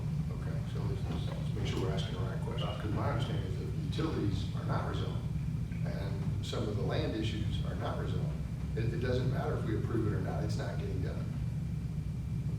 Technically, yes, but and Mark, tell me if I'm misstating. Remember, originally, we couldn't find the utilities. They had to dig a certain amount of feet so much farther than they were marked to have to need. So we finally found them. So yes, the utility issue has to be resolved, but it's seemingly a more standard thing to have to resolve for these projects. Is that correct? It is typical that services have to be adjusted. And we know we've got 7 or 8 houses where the services have to be adjusted. Just simply moving them up or down. So- That's right. Okay, Okay, so that's. That's right. but We've already that's not- located that That's not already. somebody telling us no, that's just part of the project. That's correct. Okay, let's talk about the land issue at Children's Way. Do you own the land or not? No, because remember, we delineated that we didn't have as much land outside of the public right of way. You remember all those Right. issues where, and if I understood it correctly, although I appreciate what we heard last meeting gives us some pause, is that the whole project is being built in the right of way. And the only thing we needed permission for was access during the project. Is that correct? That's my understanding, Yeah, yeah. what we decided. So then we don't have a land issue, we just have a temporary easement, which is the signature. Right. So what do we need, Okay. are you saying we need permission for access or? It's just a landowner, they're basically just signing a thing that says, let us drive the truck on your grounds. Yeah, Okay. because you remember one family that had the two trees, that they want, two small trees, and they Right. said, we'll let you do it if you take these trees down. So I was like, well, yeah, that's like a $1,000 solution, this is so you just go out there and you talk to them individually. That's what CNC did. Instead of trying to get all those more formal easement signed, that was when CNC said, you know, the majority of this is on your public right of way. We don't need, we're sort of doing some unnecessary paperwork. Okay, so we flagged it. Now, with some type of certainty, you're telling me that the only thing holding this project up is a vote by this council to give you more money. I think that is the Yeah, majority of the as far as what I know. contractor, because remember, he's representing us. Right, Yeah, yeah, okay. All right, that's a different answer than we have a land problem.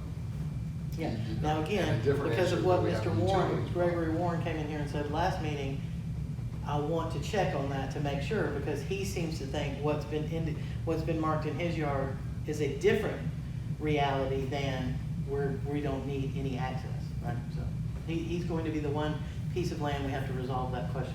No, he's on the corner of Peacock, right? Well- The last one coming out of the city. Pleasant. Peacock and Lake Harbor. Peacock, yeah, Peacock, that's right, yeah, Peacock. Mhm. And his yard's tight, right, because he's got his driveway on one side, parking on the other side. He's got some things going on there.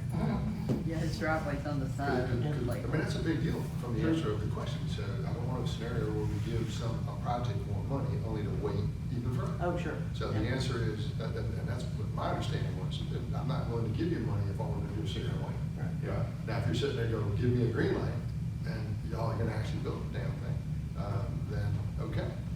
So then what, Mark, can we do to assess the situation with CNC to give a stronger assurance that it is merely a green light about money? That's it, and we're talking about as far as proceeding with the project as it's currently designed. Yes, currently designed. Well, that changed, because my understanding is we had other issues, and this was, I got you. so let's avoid the issues and let's fix what we can. That's not what you're saying. What you're saying is, right now, we appear to have a cost overrun for a lot of different reasons, and you go, okay, but solvable, the rest, right? So if we could get assurance that the contractor's ready to move forward full speed, 100% finished project. And that the project, the way we identified the build of it, does in fact occur on the city's right of way. So what we want is clarity about which properties have unresolved issues of ownership or access, Okay. right? And let's throw this one in. Everything that not you, but the company has laid out, like linear feet of concrete. And they say that linear feet of concrete, it was originally proposed at $57 a foot, whatever the number is. Right? Wouldn't you normally say, I'm willing to pay the difference? So let's say $70 a foot. You know, right now, we're loading numbers out there, but I don't know that we've got a number that says, how did you actually reach that conclusion? Unless you have one. I don't.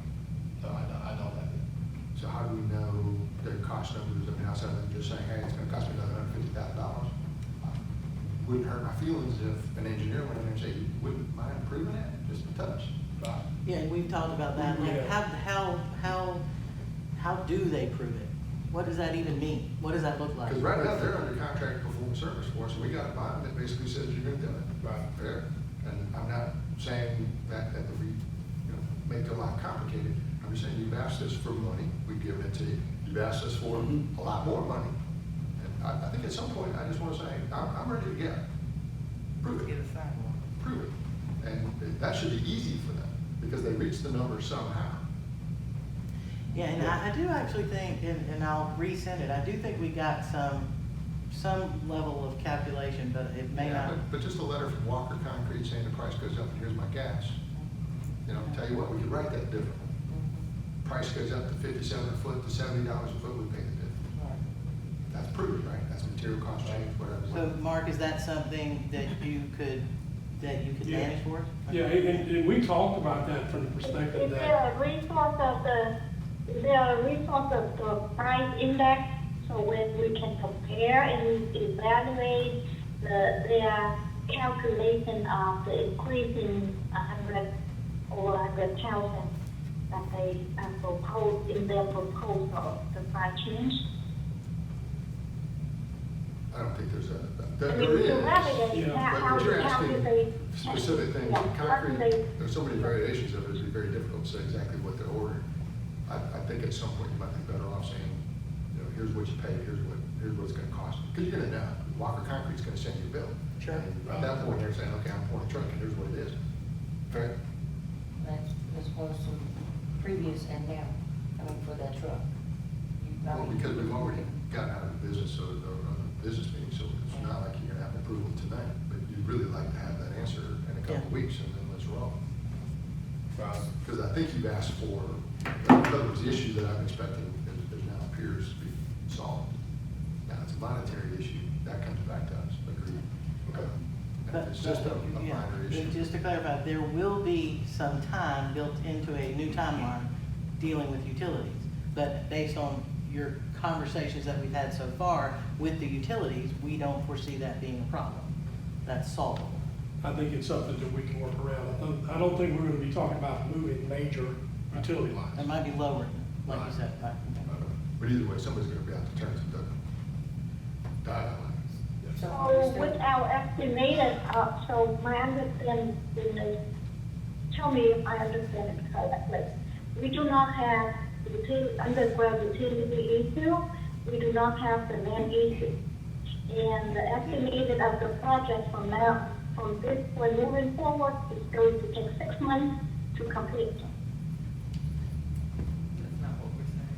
No, you're saying you do have underground issues, but they can be solved. Correct. Right.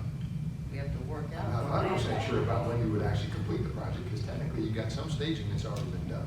But, and remember, I feel like that we want to say that we qualified it by saying, under normal circumstances, from this point forward, it could take 6 months. But because none of us have a crystal ball, things may arise, and that's one of the things we have to understand, is that the unforeseeable things that we cannot anticipate, should they happen, it may in fact be longer than 6 months. I think people will be happy if they How see did start our a project. contract with this company, do we have any provision in that aspect, that scenario? Like the bid, would there be language in the bid that talks about the possibilities of the unexpected? Wouldn't there be some standard language in there? I would think Yeah, that's yeah. definitely. Your boilerplate basically says it's beyond their control. That's right. And there's usually options that allow the party to walk away as well. That's right. I don't have the contract in front of me. But even that with the project at this level, they have to be bonded. They are. And that will be secure for the city that either way, we would be able to get the project complete. Well, but I think it's important to understand or remember is that they have the option to walk away. But that means our counter action would be to call in their performance bond. So yes, there are resolutions, but I don't think any are as attractive as figuring out if the council's not willing to approve the extended cost, which I understand, then we need to look at a scope change, because calling in performance bonds is, in my opinion, not optimal. What was the total price change? We paid 60, they're asking for another 100. It's like 103. 103 total, or just 103 in addition to the 60 we've already approved? It's 103, over and above the 60 issue already. Okay, so 160. Total project cost is? It's only like 3. 600,000. Yeah, well, I don't even know if it should be right there. And it may be How much, It's like, 20%. Give or no, take. 30%, 33%. how much calculate the total project, I think Originally, 290, 460, 826. 390. That was the original. Yeah, the original would have been the, 460. So 390 something. 393. So now, yeah, total construction estimate cost is, with the 103 additional, is the 564,000. How about we back into the math? In other words, we're willing to pay, but let's prove it. And if the numbers don't add up, then suddenly they've got a negotiation because we might not play as nice. Fair? That's fair enough. Because we're saying, we understand the costs, the numbers went up dramatically. Okay. But help share that answer with us so that we know that we're getting, we're paying for concrete, we're not just paying because, you're guessing. So why, tell me this, why is it, what's causing the concrete to be high? Is it Same just thing. not being able to? Supply and demand, the pandemic blues. The people, not back to work and all that? Okay. It's all we can. So are we gonna move forward in phases, or we're just gonna continue with that? Because all the other stuff is kind of out of the mix, then I just say, let's knock it out. As long as, if we're not dealing with a land issue, we're not dealing with the other one, turn the loose. So we need to confirm the land issue, right, with a clear conversation. But if we can't really build it, then at that point, we kind of have to say, we're really not talking about building it, we're talking about potentially Yeah. delaying it even further. And at some point, we're not building a project. And again, like, I feel like we worked to resolve all that before they staged the stuff. Like, and so my memory, and probably Mark's, is that then we ran into the utility issue, which we worked and ultimately found and are working to resolve. So I have a level of confidence, though with caution. I think that we're gonna find that after we have that clarifying conversation, it is going to be just about the cost. But I do wanna just make sure we say, the caveat is, we may find out something different than we remember, but Well, let's take a peek at it, and then let's justify the cost. And if you approve that materially, then suddenly the price of the car went up. Right? If you want the sidewalk or not. And I think we're too committed to walk away from it, whether we like it or not. But I want to make sure somebody turns some dirt. And this is a project that, citizens have We're waiting for year after year, well, what's the problem now? So, to not complete it. Yeah, at some point you just bite the bullet and say life sucks. Saturday. It is great, but at least let's make sure we're not being taken advantage of. Right. Yeah, and there's one thing for sure, just my opinion, is that if we can work through these things and feel comfortable with moving forward with the project, to me, it's gonna be a whole lot quicker to move forward than what we already have in place than to try to back up and pretty much start over. As far as bonding or the contractors or the bidding, There's the some time projects is really exponential on that point.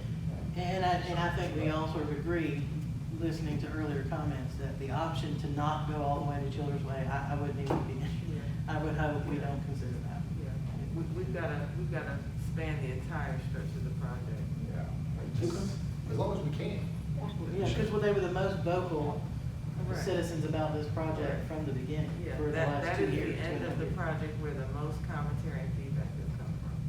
Like 8 years. Yeah. But I didn't know the history of that. Yeah. Obviously, I know that, so Yeah. we'll try to make that work. Yeah. But I think, like you had said, one side maybe getting sliced off versus the whole sidewalk on this side, that would make more sense. So, to me. That to me as well, Yeah. that would hit all ends. And if we have to phase it, then that makes more sense to complete one side and then complete the other side. Okay. But it sounds like with a little more information, the council may even consider meeting them at the new and improved cost. Just look at that and see if we can get you the information that you need to feel comfortable about moving forward with it. Easy enough. And then Yeah, please have have closer look on their proposal, the price increasing. The bid was 393. We did a price increase in 60,000 something, plus is 100,000, it is 170,000 somewhat total. In that, we are looking at 45% of the project including the whole. So if we have a better understanding of what they're asking, to the increasing of 110, there will be room for us to work with that. And if this was your project, I know it's not just an oversight for us, great. If you feel like you're being treated fair, that we're being treated fair, somewhere in there's a good answer. If you don't feel like everybody's being genuine. You know, I feel comfortable with it. I'm here to represent you. I know, but I was just saying, if you put yourself in their shoes, Sure. just like us, I don't wanna pull in somebody's bond, that eventually can affect us. People are gonna give us higher bids, they're gonna realize all that crap. Yeah, as soon as everybody else finds out, they're gonna start pricing us higher just to cover that. Right, so you gotta be reasonable, treat people like you wanna be treated, and just be fair on both sides. And then give us the best advice that we can get, and I think this council's ready to pull the trigger and get the job done, as long as we can. So our next meeting is August the 10th, so, we're trying to make that, we would like, obviously, to have, typically the Thursday prior is when we, try to get the council all the information, so it's kind of a tight timeline. Is that at all doable, you think? What's that, it's August 10th, and what's the deadline for that? So it would be, if we were trying to publish the information to the council, it would be August the 5th. And today is the That's next 27th. So that may be, so maybe our expectation should be for the second. So, Give us okay. the information, as long as we have the information before the next council meeting. If we have to explain it to ourselves, the price of concrete, we already know what it's for.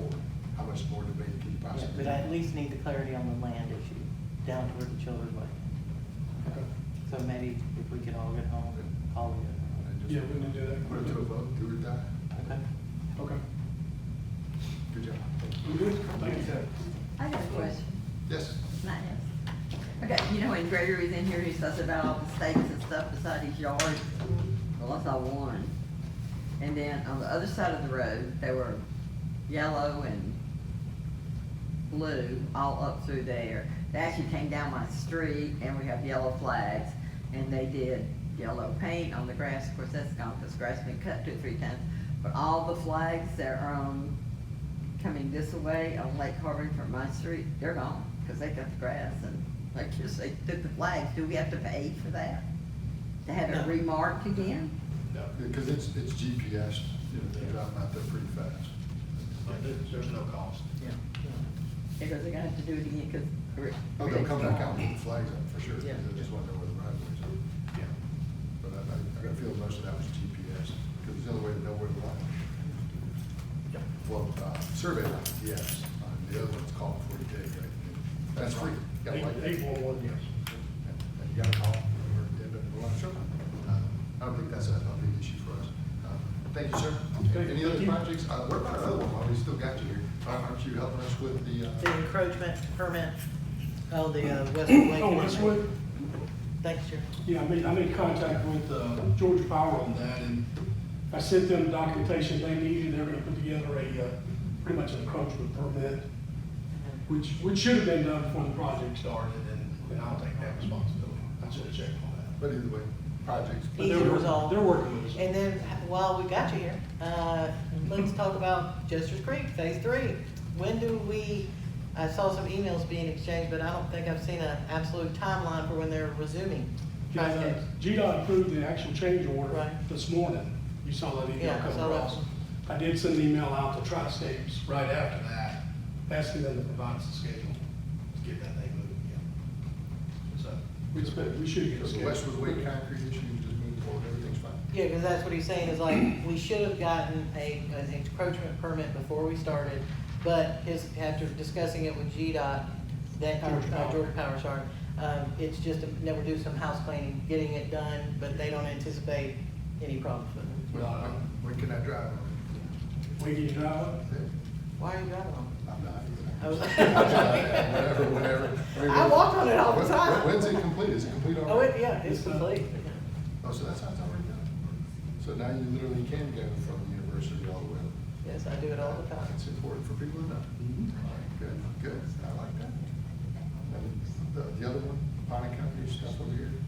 Chester Street, Phase 3, that we just talked about. Right. that's- Because Tri-State, we had the drainage issue, you all approved, that scope change to, Mark had the great idea that instead of elevating it, to dig under it, which cost us a lot less and a lot less time. We would have had to actually redesign a part of it, 400 feet, right? We would have, and that would have been a substantial delay Yeah. with the funding. So, we are now, GDOT's approved the change, so now we just have to wait on Tri-Skates to get back out there and start the work again. President, how many linear feet are we missing on the connection? Because I know we've already done a certain amount of Skylark.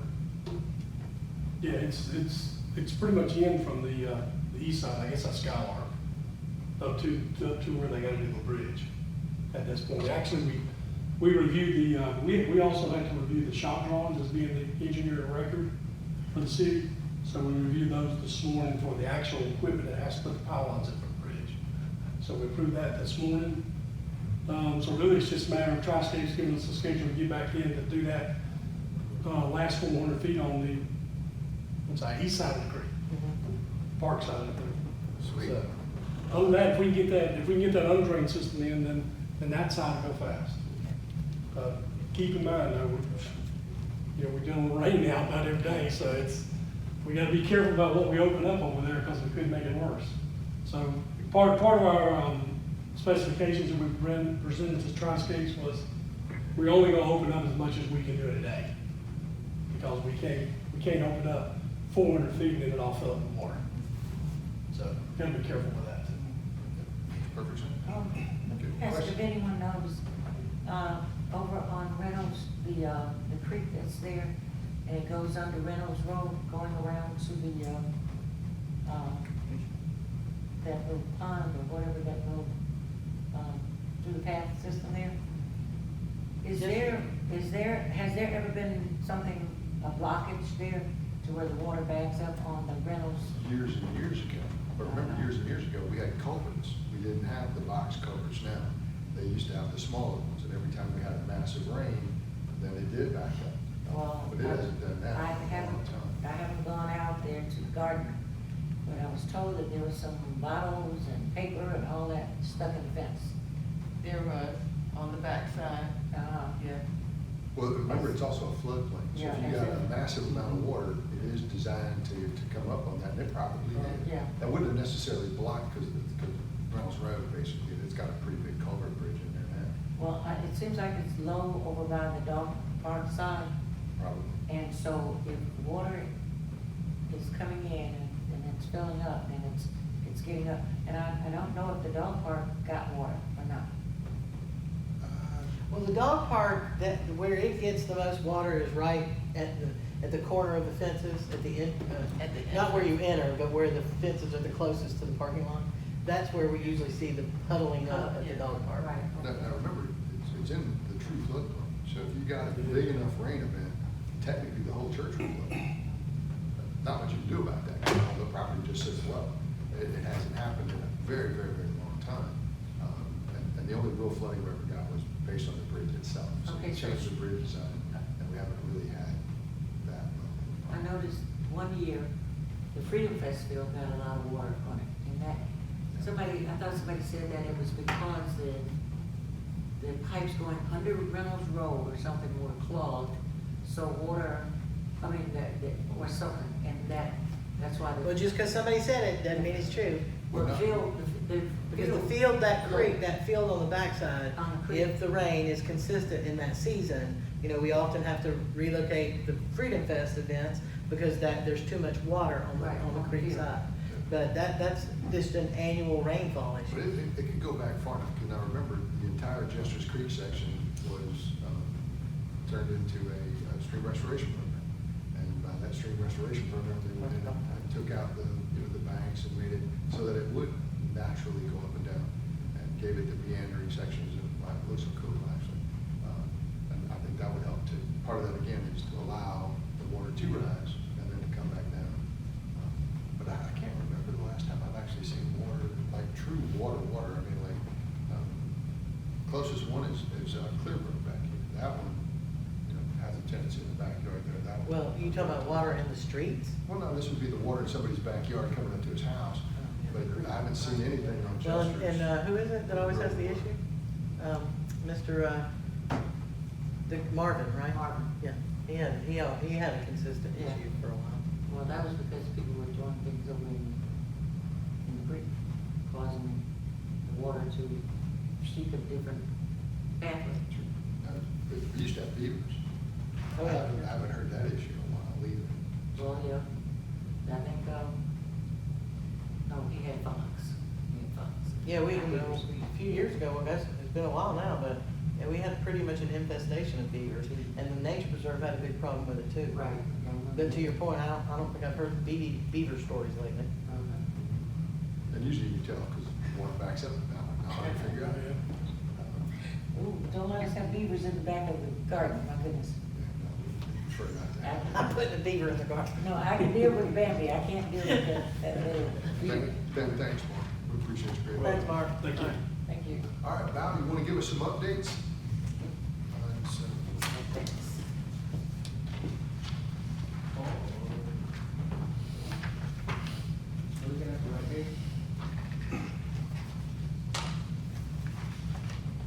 Just in general, your exhibit, nothing? Oh, straight to the agreement. So yeah, we sent you guys over that PowerPoint for Brian's. Kind of glance at it. If you any comments, I think council. And if you look at like page 3 and 4 basically being, I want to say 4 is not one, but you see the houses there? Yeah. So that idea would be a 3-car garage, a traditional house. Looks pretty cool. And the real question is can they knock that out? I think they're actually Yeah. trying to make that determination. I think, me personally, the concepts that were provided were great. They're really already things that have been discussed in various forms by the city. The reality is, bring the money and complete the project. Agreed. And, That's- and that's I where think I'm this at. guy's actually focusing on probably the Meadowbrook section. You say, okay, that's one. And he might talk about brewery somewhere else, but on this one, that was part of the answer, is to say, you gotta, you want some projects you can move on pretty quickly. There's a lot of debate, you knock down that house, you got tenants leaving shortly. You can't, Tenant, well, yeah, so the tenant, from the house is gone, we still have a tenant in. but you have a tenant still in the apartment, and that lease is through December. I don't get But, you know, it's He's one not of those gonna things move like, that fast. you know, I mean, that would take a. maybe, is the tenant interested in getting out of the lease? Maybe we should ask. I can persuade you. Yeah. But that's him putting a proposal on the table, let's finish it. And all we're really looking for. What page number is that? I'm still not able to locate the document. It's technically not a page number, so, but if you just count it from the front page, it's page 4. Page 4, is that in the work session package? Probably. Yes. Or is that on Is that the work the session separate package? map? Yeah, it's the work section. It's the one that's got the PowerPoint to it that just says DDAT. Oh, okay. Until I know what the. It's the only one that's got the big white house and the picture on the right-hand side and the kitchen area on the left.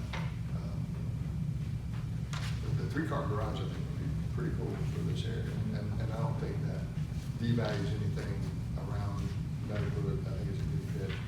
Just the question comes down to how many houses can you put in there? And that's really gonna make the difference. Be willing to develop on that piece of property. I think you develop one piece of property. The question is how many houses will do it. And, we had a couple different ideas about, possibly going around back with a driveway. And he came up with a concept that basically come off of Meadowbrook, but created a little horseshoe on Meadowbrook, like a drive around that you might see at your house. Yeah. And it kind of hit all the houses, just put it right there on one street. And you go, interesting. We don't have the layout for that, but interesting. So, again, I think we had conversations about. We agreed. Routing different Routes. driveways, Right. That's correct. prior council. So at this point, I think that's a. Entering one street coming out of the other. Right, so. Well, and one thing that's relatively new is, since we talked to David Lee, now that we've got the back deck basically taken down to use that as an amphitheater, that actually is a very smart use of the property. If you look at the one they did in Jonesboro, they did the one in Woodstock, it's not like you're putting like stadium seating in there. You're going out with a piece of grass, put a little concrete wall, a little step down, foot and a half, whatever it is, then a little piece of grass. And we were out there this morning, asking some questions related to a tree contractor, and it leads itself to that. Then the question is, before we, go out and start putting the deck back, maybe we ought to incorporate this idea and get a better answer. Maybe you have a smaller deck in terms of how wide it is, and then really start backfilling with dirt to be able to make that concept work. And to do that, one of the obvious questions they're gonna ask real quick is delineated ecology, right? How much of that is water, how much of it is wetlands? And that would be getting a professional wetland scientist out there to delineate it, and getting a good one, somebody who, understands what our goals are. The project needs to be stable, so. Pretty much.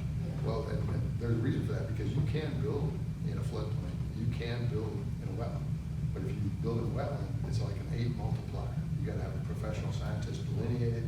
He has to talk about, how many, square feet of impact you have. And it's usually an 8-time multiplier. You have to buy it back in the hydrological hub zone, which is the Flint River, which is right here. And you have to buy 8 times what you destroy. If we're destroying a quarter acre, then we're buying back 2 acres. And it's not, if you buy back property, you buy back tax credits or like these wetland credits. And depending on the market, and I haven't seen the market now in probably 4 years, but I could look it up. So buying back the credits, is that something that you're saying the city should possibly engage in, or that's the public-private partnership and I think it's information you need to know. So on that one, you have to have a delineation. I mean, almost no matter what we do, and we can move on that at any time. And that's just getting the information. One is just flagging, right? That's relatively inexpensive, and that's where somebody tells you, this is my opinion of the wetland. He's a professional wetland scientist. Then you can sit there and say, one better, and you say, well, I'll tell you what, I just don't want your opinion, I want the Army Corps of Engineers to back that opinion up.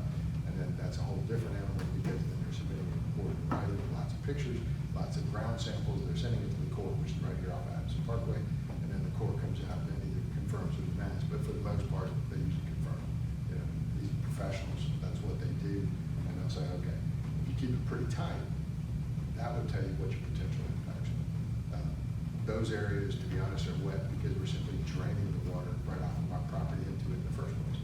There's nothing that would prevent us from rerouting that drainage and stop putting the water in a period of, I would say, a short period of time. But you get enough hot summer, August days like we got, and it'll dry out pretty quick, because I've driven a truck on it before, I know it will. But before somebody builds on it, they're gonna ask that question. You just write that down. So it's just a matter of getting ahead. Aren't we getting runoff as well from the higher elevation above? Yes, because GDOT doesn't run all of their water into a holy pond. Right. They just run it, just like on Meadow Brook, right off. It just goes to whoever's property they love. They point it toward, yeah. So in this particular case, you got that little swell right there, and then they got a little concrete as it makes them turn. You can put that in a pipe, and you use corrugated plastic, but you can also do a corrugated metal, but you can do a plastic pipe. And that's just simply moving it to a place that's like subjection.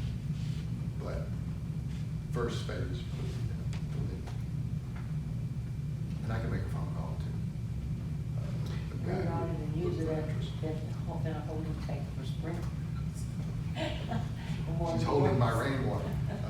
But it is a new addition, and then additionally, he's looking at, an example is now, why would you do that, and why would you pay for it? If he builds a brewery over there, he's looking for, hey, I'll help you build this facility, but in return, I want exclusive rights to be able to sell the beer. So we do know we have open container ordinance already in place. That we do. So. So that helps him there, and then the other one, the hotel, is basically right in front of the shops on the existing piece, where originally the terminal. So on that one, he's like, if I build 150, room boutique hotel, there's a lot of questions I'd ask about that, such as parking, right? Exactly, are you comfortable with having a small deck there of some sort? One thing for sure, unlike the deck that we got over at LCI, we know there's rock over there. You're not digging a hole in the ground, that's for sure. Everything's going up, and it's on rock. We've run into the rock there for years. So Stone Mountain's underneath that section, which is why someone's saying. The LCI I thought was where we couldn't find rock, but we wanted it because of the parking deck.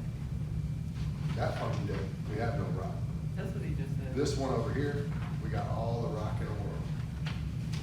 Oh, you talking about the T, yeah. I like the idea, but isn't that, like, we also need to see to have a market study to see what is the market need for Morrow before we move forward and building the hotel. If there's no demand, we build the hotel to be in There was three supply that has no demand. There was 3 market studies done, they're 10 years old now. One was for a hotel they should have built right in front of the conference center.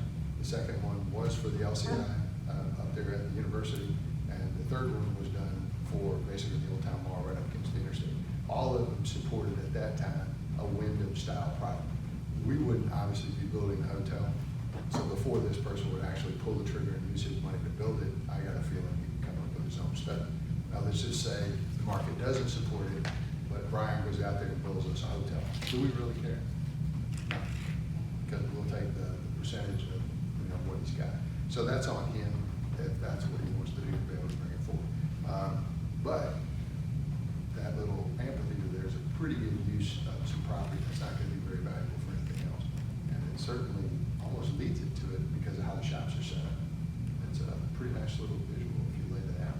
And then if you just think in terms of as it sits down just a little bit, and you have a little stage there. Of course, the stage has got a little bit of an amphitheater roof. We could use the roof for signage. See Rock City. See Rock City, and just light it up at night, and that's a whole different animal than some of the digital signage issues that we've been talking about. That's some pretty cool stuff. Maybe So- save her world. What? That's, what was that? Beside the mascot for Clayton State. In blue and With orange. the painted water tower.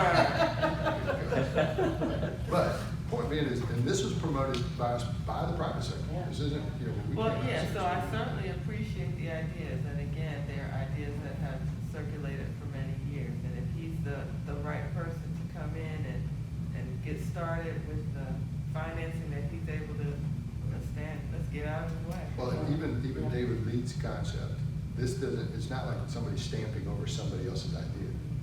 David Leeds' issues are all over here to the left side. This was property he wasn't using in the first place, nor the additional section of the square. So now you actually have 3 different concepts, all in the same piece, each adding value. That's actually pretty sharp. And if that Sears property is developed. No. That's a destination. Do they already know? No, but, again, nobody's gonna watch this part. Well, So, can adjourn the meeting and, let's whisper amongst ourselves. now, what I don't know is, was it voted on at a public portion of the board? I believe it. Yes. I don't think it was voted on publicly. But the point being is, it looks like it's, We'll know for sure. we need a piece of paper to sign off on it, but it goes. Let the ink dry. Yep, but anyway, that's a big deal. So, if you're looking for, some pretty solid stuff moving in your backyard, that's huge. Now we just need to complete it so everyone gets it. You don't get that every day. All right, so we also have some other issues there about, you want to just continue? We're still, doing number 9, right, the red house? Looking at the right spot. Say again? Can't hear you. The red house? What about? I cannot hear. Oh, sorry. You're starting to sound like the. You sound like you're tired or something. Yeah, for the red house. He sounded like somebody else that's over here. For the red house, getting one more quote for the HVAC system. So we have 2 in, and few guys just walked in and walked right out, but the other guys, they feel like they can definitely get it back up and running. So got a few quotes, getting the 3rd quote, and I'll share with you guys. And of course, the roof has already been replaced, so. Yes, so good stuff. Probably the one that came in the best price so far. 12,000. Lives in Morrow. Yeah. Yes. Well, he doesn't own the company, but he works for the But company. he lives here. Yeah. Yes. That's still. Yeah, somebody's good. he seemed like he knows what to do. Trend HVAC, he had a van outside, and Yeah, that's the van I took a picture of. Yeah. Oh, they live at the top of Nada, and he works for the company. Across from Foxcroft. Yeah, and I. First house on the left. You know, like I said, he's in 5-ton units, his pricing is, you know, a little bit rich, but nothing in comparison to the first one, which is nothing but a land grab. So you're sitting there going. Super nice people, be quiet. I mean, super nice people, man. Have you heard from the Tesla people? Are we still on or what? Yeah, they keep saying we're first in the running, but we win the balls. I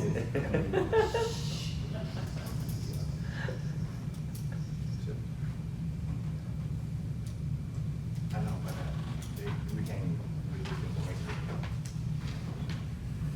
I have no idea what you're talking And about. so being recorded. But once we can release that information, should Oh, yeah, we'll, like, Oh, absolutely. we'll print t-shirts. So some other people that are hanging out there, this will be big news for everybody, and including our friends at South Lake Mall, which will be coming back with that ask that I was mentioning. So now we'll clean it up, but spend some money, because other people will be spending money there too. All right, continue. Napier House.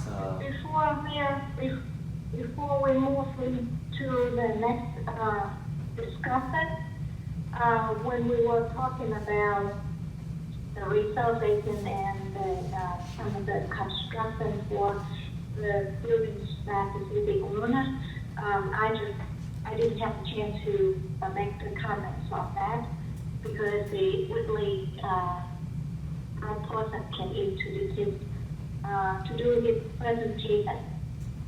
But I just want to remind the city manager and ourselves that there is budgeting policy and procurement policy and the law, like the city law or the state law that we need to follow.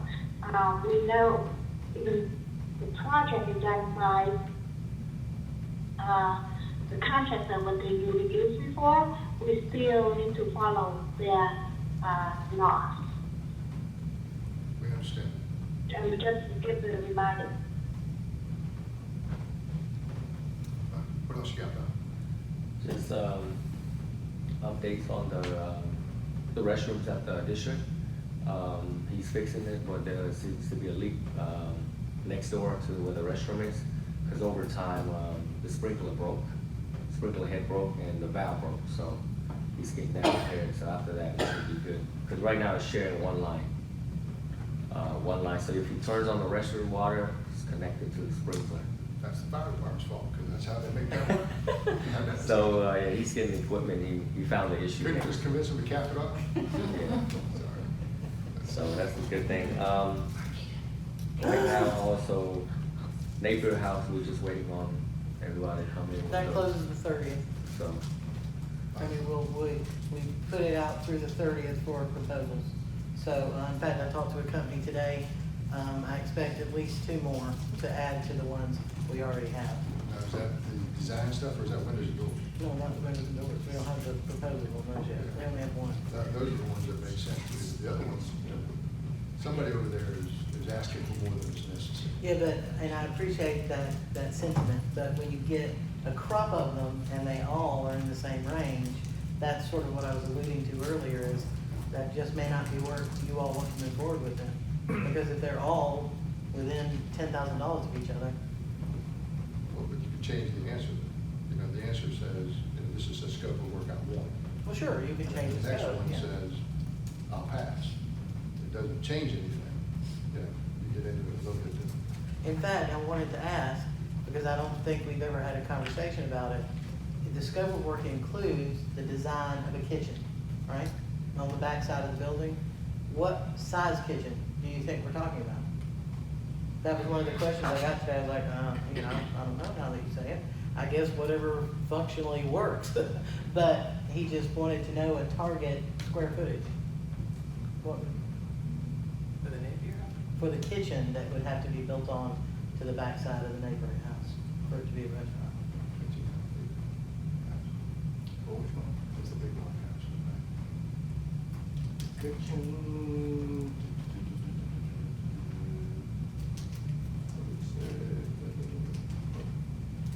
Twelve to 15. How many? With the walk-in cooler freezer and that space or outside. Inside. 1,500 feet. And that would have the ability to support inside the walk-in cooler freezer. Okay. For the dark space, the flooring, got a couple quotes in, so, but I think Remix at the bottom, they're looking to put, carpet in, so I don't know, should we go through the process of? No, we wouldn't, but we wanna confirm that that's actually, that's accurate. Not only confirmed, but that's one of the few LOIs that we have where we still have a lot of unanswered questions in terms of grease traps, in terms of elevators from the bottom floor to the top floor.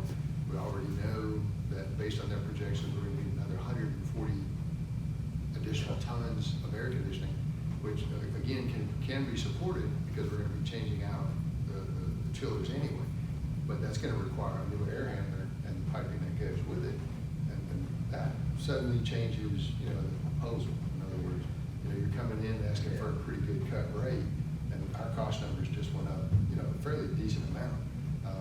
So now the theory is, let's rush and get you to some type of lease. I'm not saying that's gonna happen. So do you understand what the mayor's saying? Is Yeah, that maybe, if we were gonna put the chillers up anyway, to expand its capacity is really, that's okay for us, we can swallow that. But the piping that would then be required to support that additional tonnage Cost. is exponentially higher than we expected to invest. Yes? Well, it is, example, we realized some of the wiring had been tore out from one of the first air handlers. We ended up spending about $30,000 on that. Yeah. That's just wiring to a new air handler, not the other things. So you could look at numbers that could be a couple $100,000 just for a new air handler at a very anemic budget in the first place. So we still are in our best interest to continue to move forward as we answer questions.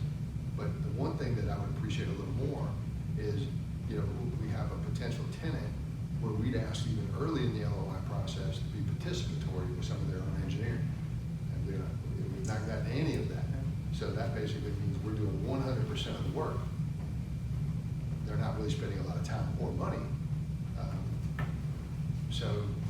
Okay, so they can answer some of these questions themselves, right? In the private sector, you answer all the questions yourself. So I get it, but you can't push us into a conclusion because you're not gonna like the answer.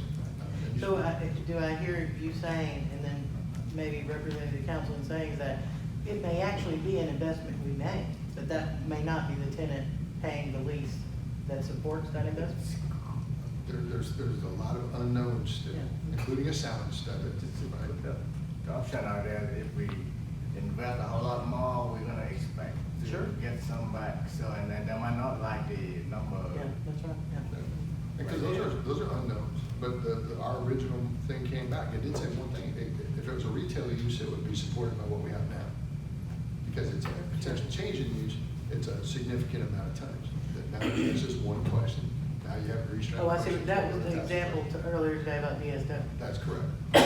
So, it may just simply be that the project cannot be economically built by either party, in which case they just need to know as we're going along with the ride that, we're gonna expect some others. Now, we know that they have a cap number, right? And so one of the questions we still have unknown is, if they enter into South Lake Mall, which they have to from that bottom floor, what would be the change required in a common area maintenance fee from South Lake? So it's where we can pay $10,000 a month, we'll pay up to $15,000 a month. So it's $5,000 a month difference. So you start to look at it, let's just say some easy math. Let's say that it costs us another $250,000 to put in just the air conditioning component alone. You can back into a number fairly quickly that says $5,000 extra a month times 12 times, a certain number. Well, and if we look back to the original CAM fee before it was negotiated away because we closed that wall, it wasn't as high as $15,000. I think the difference was fewer than $5,000, but to your point, either way, it will be an additional cost, and that's part of, obviously, what I was trying to meet with them. So, yes, and I'm just just saying the additional cost might already be eating up a good chunk of that additional $1,000. Then how do we make up for the real additional cost? And we're not even complete yet, we haven't even went through the design phase yet. So, you know, that might be just simply the budget doesn't allow it. And if it happens, it happens. We don't know that yet, but we don't have a truly participatory town on the other side that's answering a lot of questions on their own. Give me one, yes, sir. So, the billboard, I'm gonna send you guys over, the proposal for, the guy, we have two company, one doesn't, You're talking about the one that does allow for, the one does allow, we have him, send you over you guys, but he allows us to be able to advertise to help our local business. The other guy would not allow us at all. So which billboard are we talking The about? one by 75. Is that where we had to, like, It's not cut built down yet. some trees and stuff? it's not built yet. I mean, this would be for potentially. Yeah, one of the previous company didn't want to build because, you know, they wanted us to Trees. take down a lot of trees, Right. but the second one came behind and he was willing to do it. Okay. He felt But that then- the angles that we Yeah. were allowed to clear the tree created enough visibility for what they needed. But again, that one was, we couldn't allow local businesses to advertise for free with our And seconds. not just on that one, it also excluded us from doing it in other digital sections that we had in the city. We read the entire contract, there was a section in there that excluded us from being able to. Well, do once it. he wasn't willing to negotiate that, I didn't. Well, and that's moving true. on, yeah. So now we're looking at somebody who is, and we have a proposal from them already? Yeah, he sent over a little proposal and I'm gonna send it over. He also gave us a little idea of that sign in front of Clayton State area, LCI, where it's a business sign, digital on top, 6 businesses, under. So like a plaza, digital plaza. Because I had a chance to talk to that gentleman out there, the one thing I want to kind of see in the proposal is, you know, our understanding is kind of like we're buying a sign and we're operating it. And some of his ideas, I think he was sitting there going, the private sector maintained ownership of the sign and we just had use of it. Right.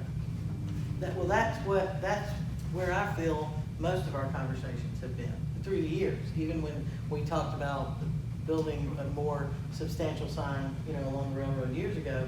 It's that they seem to want to own it, build it, own it, and then they give us a certain measure of time. And we can use it however we want to, or in some cases, we can't. So, so what would be the alternative in your mind? That we own it and operate it? Yeah. Which we Now- can. Now, if you're talking about billboard on But I I-75, don't know that's that not we have our the core capacity. competency. Yeah, So, but I'm just saying it's But like. We're talking about digital signage. Digital, right out digital, here, yes. The marquee, or you're talking about a traditional building sign, the stanchion sign. Yeah, but then all the upfront costs will be out. Yes. Yes, okay. Because that's what gives you the total ability. So then it's a different proposal, because it's not them loaning us some free time on their side, it's, we're just asking you to build it. Yeah, we're paying for it. Yeah, that's what he did. And managing it and selling the space. Yes. So, Yeah. that might. Well, in these local ones, we say selling the space, let's use the one at City Hall, for example. We're not selling anything. But even maintaining the content, let me put it that way. Which we should. We're supposedly maintaining the content now. Well, we don't, we do, I'm saying. not theoretically. And we don't have any change. No. I mean, but again, it's just, yeah, I mean, it would just be us, you know, soliciting for, designing and managing the content on what would ultimately be a series of 1, 2, 3, 4 signs. 5, if we're gonna move this one and put a new bigger one on this marquee. But now suddenly you've got the ability to advertise your events in areas where people are gonna see it, in a content that you can control. And we don't have the private sector advertising locust growth. Sure. Well, Right, yeah, smack in the heart of the absolutely. market. Because we won't be able to control anything. So, but I guess what I maybe, we would like to ask then, is if the council is united in that front, that we don't want to have a billboard company building it and managing it and giving us some time. Except for the I-75. Right, well, that's a totally separate animal. Then let's, like we talked about before, let's identify the scope and get multiple companies to bid on all of it. So we're not, the same discussion we had earlier about these proposals.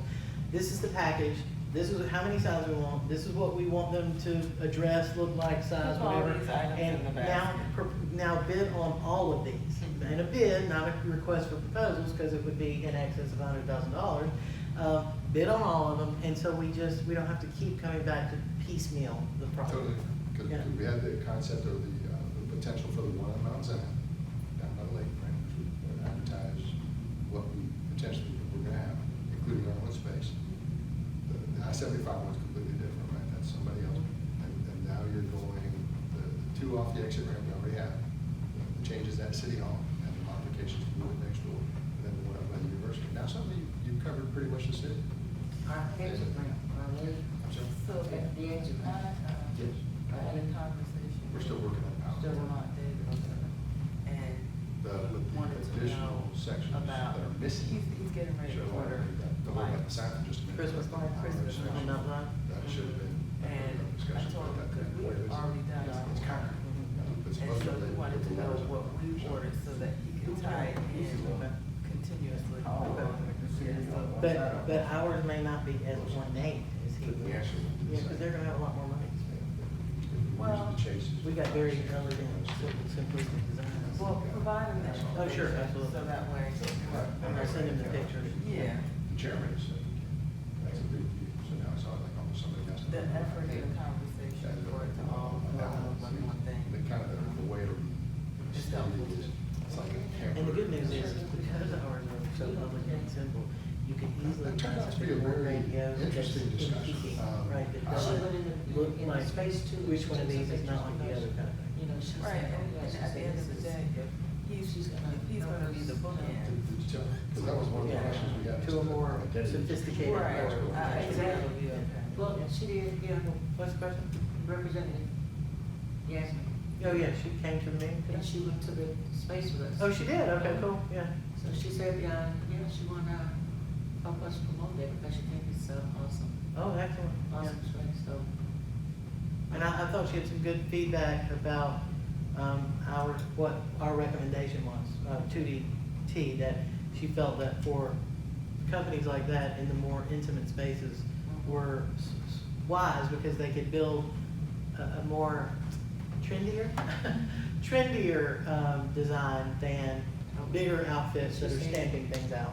Yeah, but, you know, the 15, what is it, 15,000? 10,000. 15,000 retail. Yeah, she's looking, you know, she says, oh, yeah, that, and on the outside, you know, tables sitting here. Oh, absolutely. ambiance and stuff. Don't we all dream of that? On the outside, That one is totally doable. Yeah, she knows The city Ms. council can Mendoza. drive that project, right, no problem. right. And my gosh, all those 100-year-old bushes and things, you know. Of course, I'm not, you know, for those I things. just love gardeners who are just out here mowing down the street. This is No, amazing. level it off, and that's good. Gardeners don't like trees that cause too much shade. There's a difference between the agronomists or whatever they're called. I mean, you know, holly bushes, come on, I hate those things. Yeah. That's to keep critters and people from. Well, those are substantial enough where you might consider moving them to a place less objection. It just depends on what the price is. The dumpster? Well, I'd said any price was too high. Well, let me just say, holly, you can dig them up, you can cut them off, dig them up, and place them somewhere else. You can't kill them. As long as you throw some water on it, those things will be here for 100 years. I'm still trying to kill one that I killed 20 years ago. Well, that's both a good sign. Maybe we don't have to be quite so Yeah, delicate. if that's we want right. to. If we want to move it at all, I mean, there's a cost number to everything that we do. But at least in terms of the proposals that you already have, we've got some abilities to kind of move some things in a direction that makes sense. I think Without hurting us, to any level. the interest is there, she says. She said people are looking. So, It was nice to have it. Yeah. That was kind of a surprise. Unexpected, yes. to have that. whose idea was that? Did you I just invite her? invite everybody whenever we Oh, you have just something. send out blanket invites? Yeah, it's good. You Yeah. have to know which fish you're gonna catch in the net. Good for you. Yeah, she said she came from where? And then she's on my Facebook, social media, so I post that online, the meetings. Yeah, so. So, yeah. City app, I just sent it to you guys, it's done, it looks great. Councilman Quai had to, you know, beat the guy up a little bit, shake him up and make him give a better product.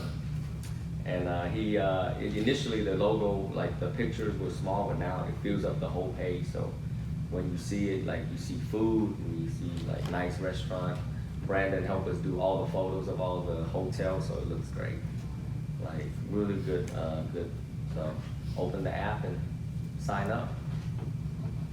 My iPhone 4 doesn't take it much. Oh, it may be the one thing that gets the mayor to buy a new phone. Yeah, he said he couldn't sign up, but I was able to sign up. Mount Zion logo, what do you guys think? District logo. The Mount Zion corridor The logo. marketplace, yeah. Yeah, I saw it, I like it. Okay. And I did also I communicate didn't to see it. I emailed it. Commissioner To everybody. Davis that we're. Type in Mount Zion. I like the look of the logo, but I'm lost in this one, That we're so. doing some things to name some stuff. It was a So Mount Zion what's corridor. the logo for? It's for the Mount Zion, like kind of like the district corridor, the logo, and we have created a Mount Zion one, and I sent it out. Marketplace. Marketplace. Mount Zion Marketplace.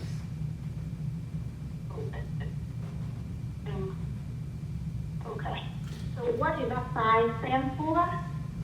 It's promoting the Mount Zion Placemaking. corridor.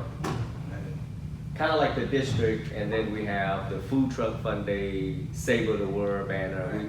We're branding each area about 6. So we're naming things so that we create destinations in the city. People will refer to different areas in the city. Different areas in the city. I went to Mount Zion Marketplace, you know, off of exit 233. I went to the Character district. areas. I went to the district off of exit 233. So we're trying to make things make sense so that as we name things and we talk about things, people view the city as a real destination. Critical to your business, we've got to consistently promote and grow our business. Identify, promote. Gotta identify it first, or you don't know what to promote. Identify, exactly. Yeah, on another good note, Ruby Tuesday that's been vacant for a long time in South Lake Mall, they have a tenant now. So. I think they've been vacant for 19 years. Yes. They have a restaurant tenant? Yes. But so Moving in. what we can't determine, it was called 404 Sports Bar and Grill. And so there's actually one of those in Nashville. And at first, the mall was telling us they didn't think it was the same, but now they're saying they think it is the same. So it's like a jazz sportsy club in Nashville, 404. Now imagine, So wait a they're minute. moving at the same time we're moving around that corner. Yeah. They're like They're big, real it's time. a big place. That's what I was going to, so when do they expect that to come online? They just recently signed a lease. They Yeah, so called we'll me, start so getting yeah. the permits and It's stuff. good. It's good. Like it's good news. Like really good. We could have some outdoor stuff. Yeah. in the Yeah, mall. that just came in this week. Close to the near out entrance of the Morrow Center on that side. Yeah. No. No, if you're going into the main entrance of the mall, With Also, wasn't Ruby Tuesday over there in the, on Mount Zion? Was there Ruby Tuesday over there? no. So Yes, it Ben, was. Bad guys are. Used to be one of no, those. there was a Ben again. Made it remarkable. No, down by Moe's, in that plaza somewhere over there. Was there a Ruby Tuesday over there? No. Used to be. Fridays. No, Ruby Tuesdays is at the mall. Right. On the right-hand So side. when you walk into the main entrance of the mall, it was on the right-hand side. Used to be an arcade on one side and Ruby Tuesdays on the other. Of course, that arcade may have been from the 80s. Ruby Tuesdays was from. I could have sworn. But it there was not over a there. Ruby Tuesdays on Mount Zion. There was like a Where- Roadhouse and What a- was the, okay, the diner thing, what was that before it became that? Oh, that was Majestic Diner. No, it was it was like, it was a No. Roadhouse iteration. And, Okay. you know what she's talking about, where the diner is with all the neon around it? Yeah, but they came, oh, yeah, before Years they, ago. before they Roadhouse planned it Grill. out. Roadhouse, it was Yeah, Roadhouse. Yeah, they, I could have before sworn they. there was a Ruby Tuesday over before they there, added on. somewhere in between. No, the Ruby Tuesdays was only at the mall and it closed. I think it closed the first year I started, after the first year I started here, because Essie and I would go to lunch to get their salad bar. Mhm. Then it closed 19 years ago, I think. Things could be trending in the right direction at the right time. Yeah. Right. What, rising tide lifts all ships, my husband says? We got some, but Say that again. Rising tide lifts all ships. Figure out how to tell them I said that. I'm not telling my Given closure. so much of the small businesses in the past, and some of them have, Okay. they don't want Crew Bar, they're looking to do their grand opening on the second Tuesday. Is that, Grand opening. Of August? Exterior. Yes. logo That's design. quick. Yeah, that's, do some what matching. is it? August what? Otherwise, Let me give you the date. Just spoke to Jesse today. 10? I think you said. 4th Tuesday in August. So, yeah, That's, this that's on, the 24th. our second meeting. Yeah, give them a reason to have it, so. I'm Is sorry. that from 4 to The 6? crew expects to have a grand opening, the second meeting in August, the fourth Tuesday in August. Pretty good. Oh, my goodness. Another restaurant. I'm still waiting to see King Claw, or King Claw. Yeah, King Clown. September, they say, so soon. Art Society, they want you guys to all join for a grand open ribbon cutting on August 10th, 4 p.m. Did we do that flyer, or did they? They did. The And portrait studio and art lessons Yeah. inside the mall. selling arts up to $1,500. That's a rare. Yeah, Linda James, she's gonna join us. She's very excited. Is that we're actually doing a ribbon cutting inside the mall, so it's gonna be really good. Well, we finally have something, well, man, we got something nice that we can actually go to. Behave. Well, I mean, we've got several things open in the mall. Yeah. Maybe some, although I saw the ownership of the hot dog place. Yeah, they already switched transferred. ownership. Don't Yeah. shop at H&M. Don't know. My little girl came out like a bandit this week at H&M, you can be assured of that. I'm a hot topic girl myself. All that merch. But I will say this, as a parent with a child going to school shortly, we did get a rather attractive sized bag for like $100. What we got now, try to buy shoes, that's a whole different animal. I think I got 3 pair of shoes that cost me more than all of the club. And you're just like, that's just not fair. Not fair. But she's quite happy. And this is only the beginning, because how old is she? She'll be mad. Oh, yeah. Oh, yeah. Wait till there's a She ain't teen got on there it. yet. Yeah. Yeah. Well, she's already informed me what's her style. Okay.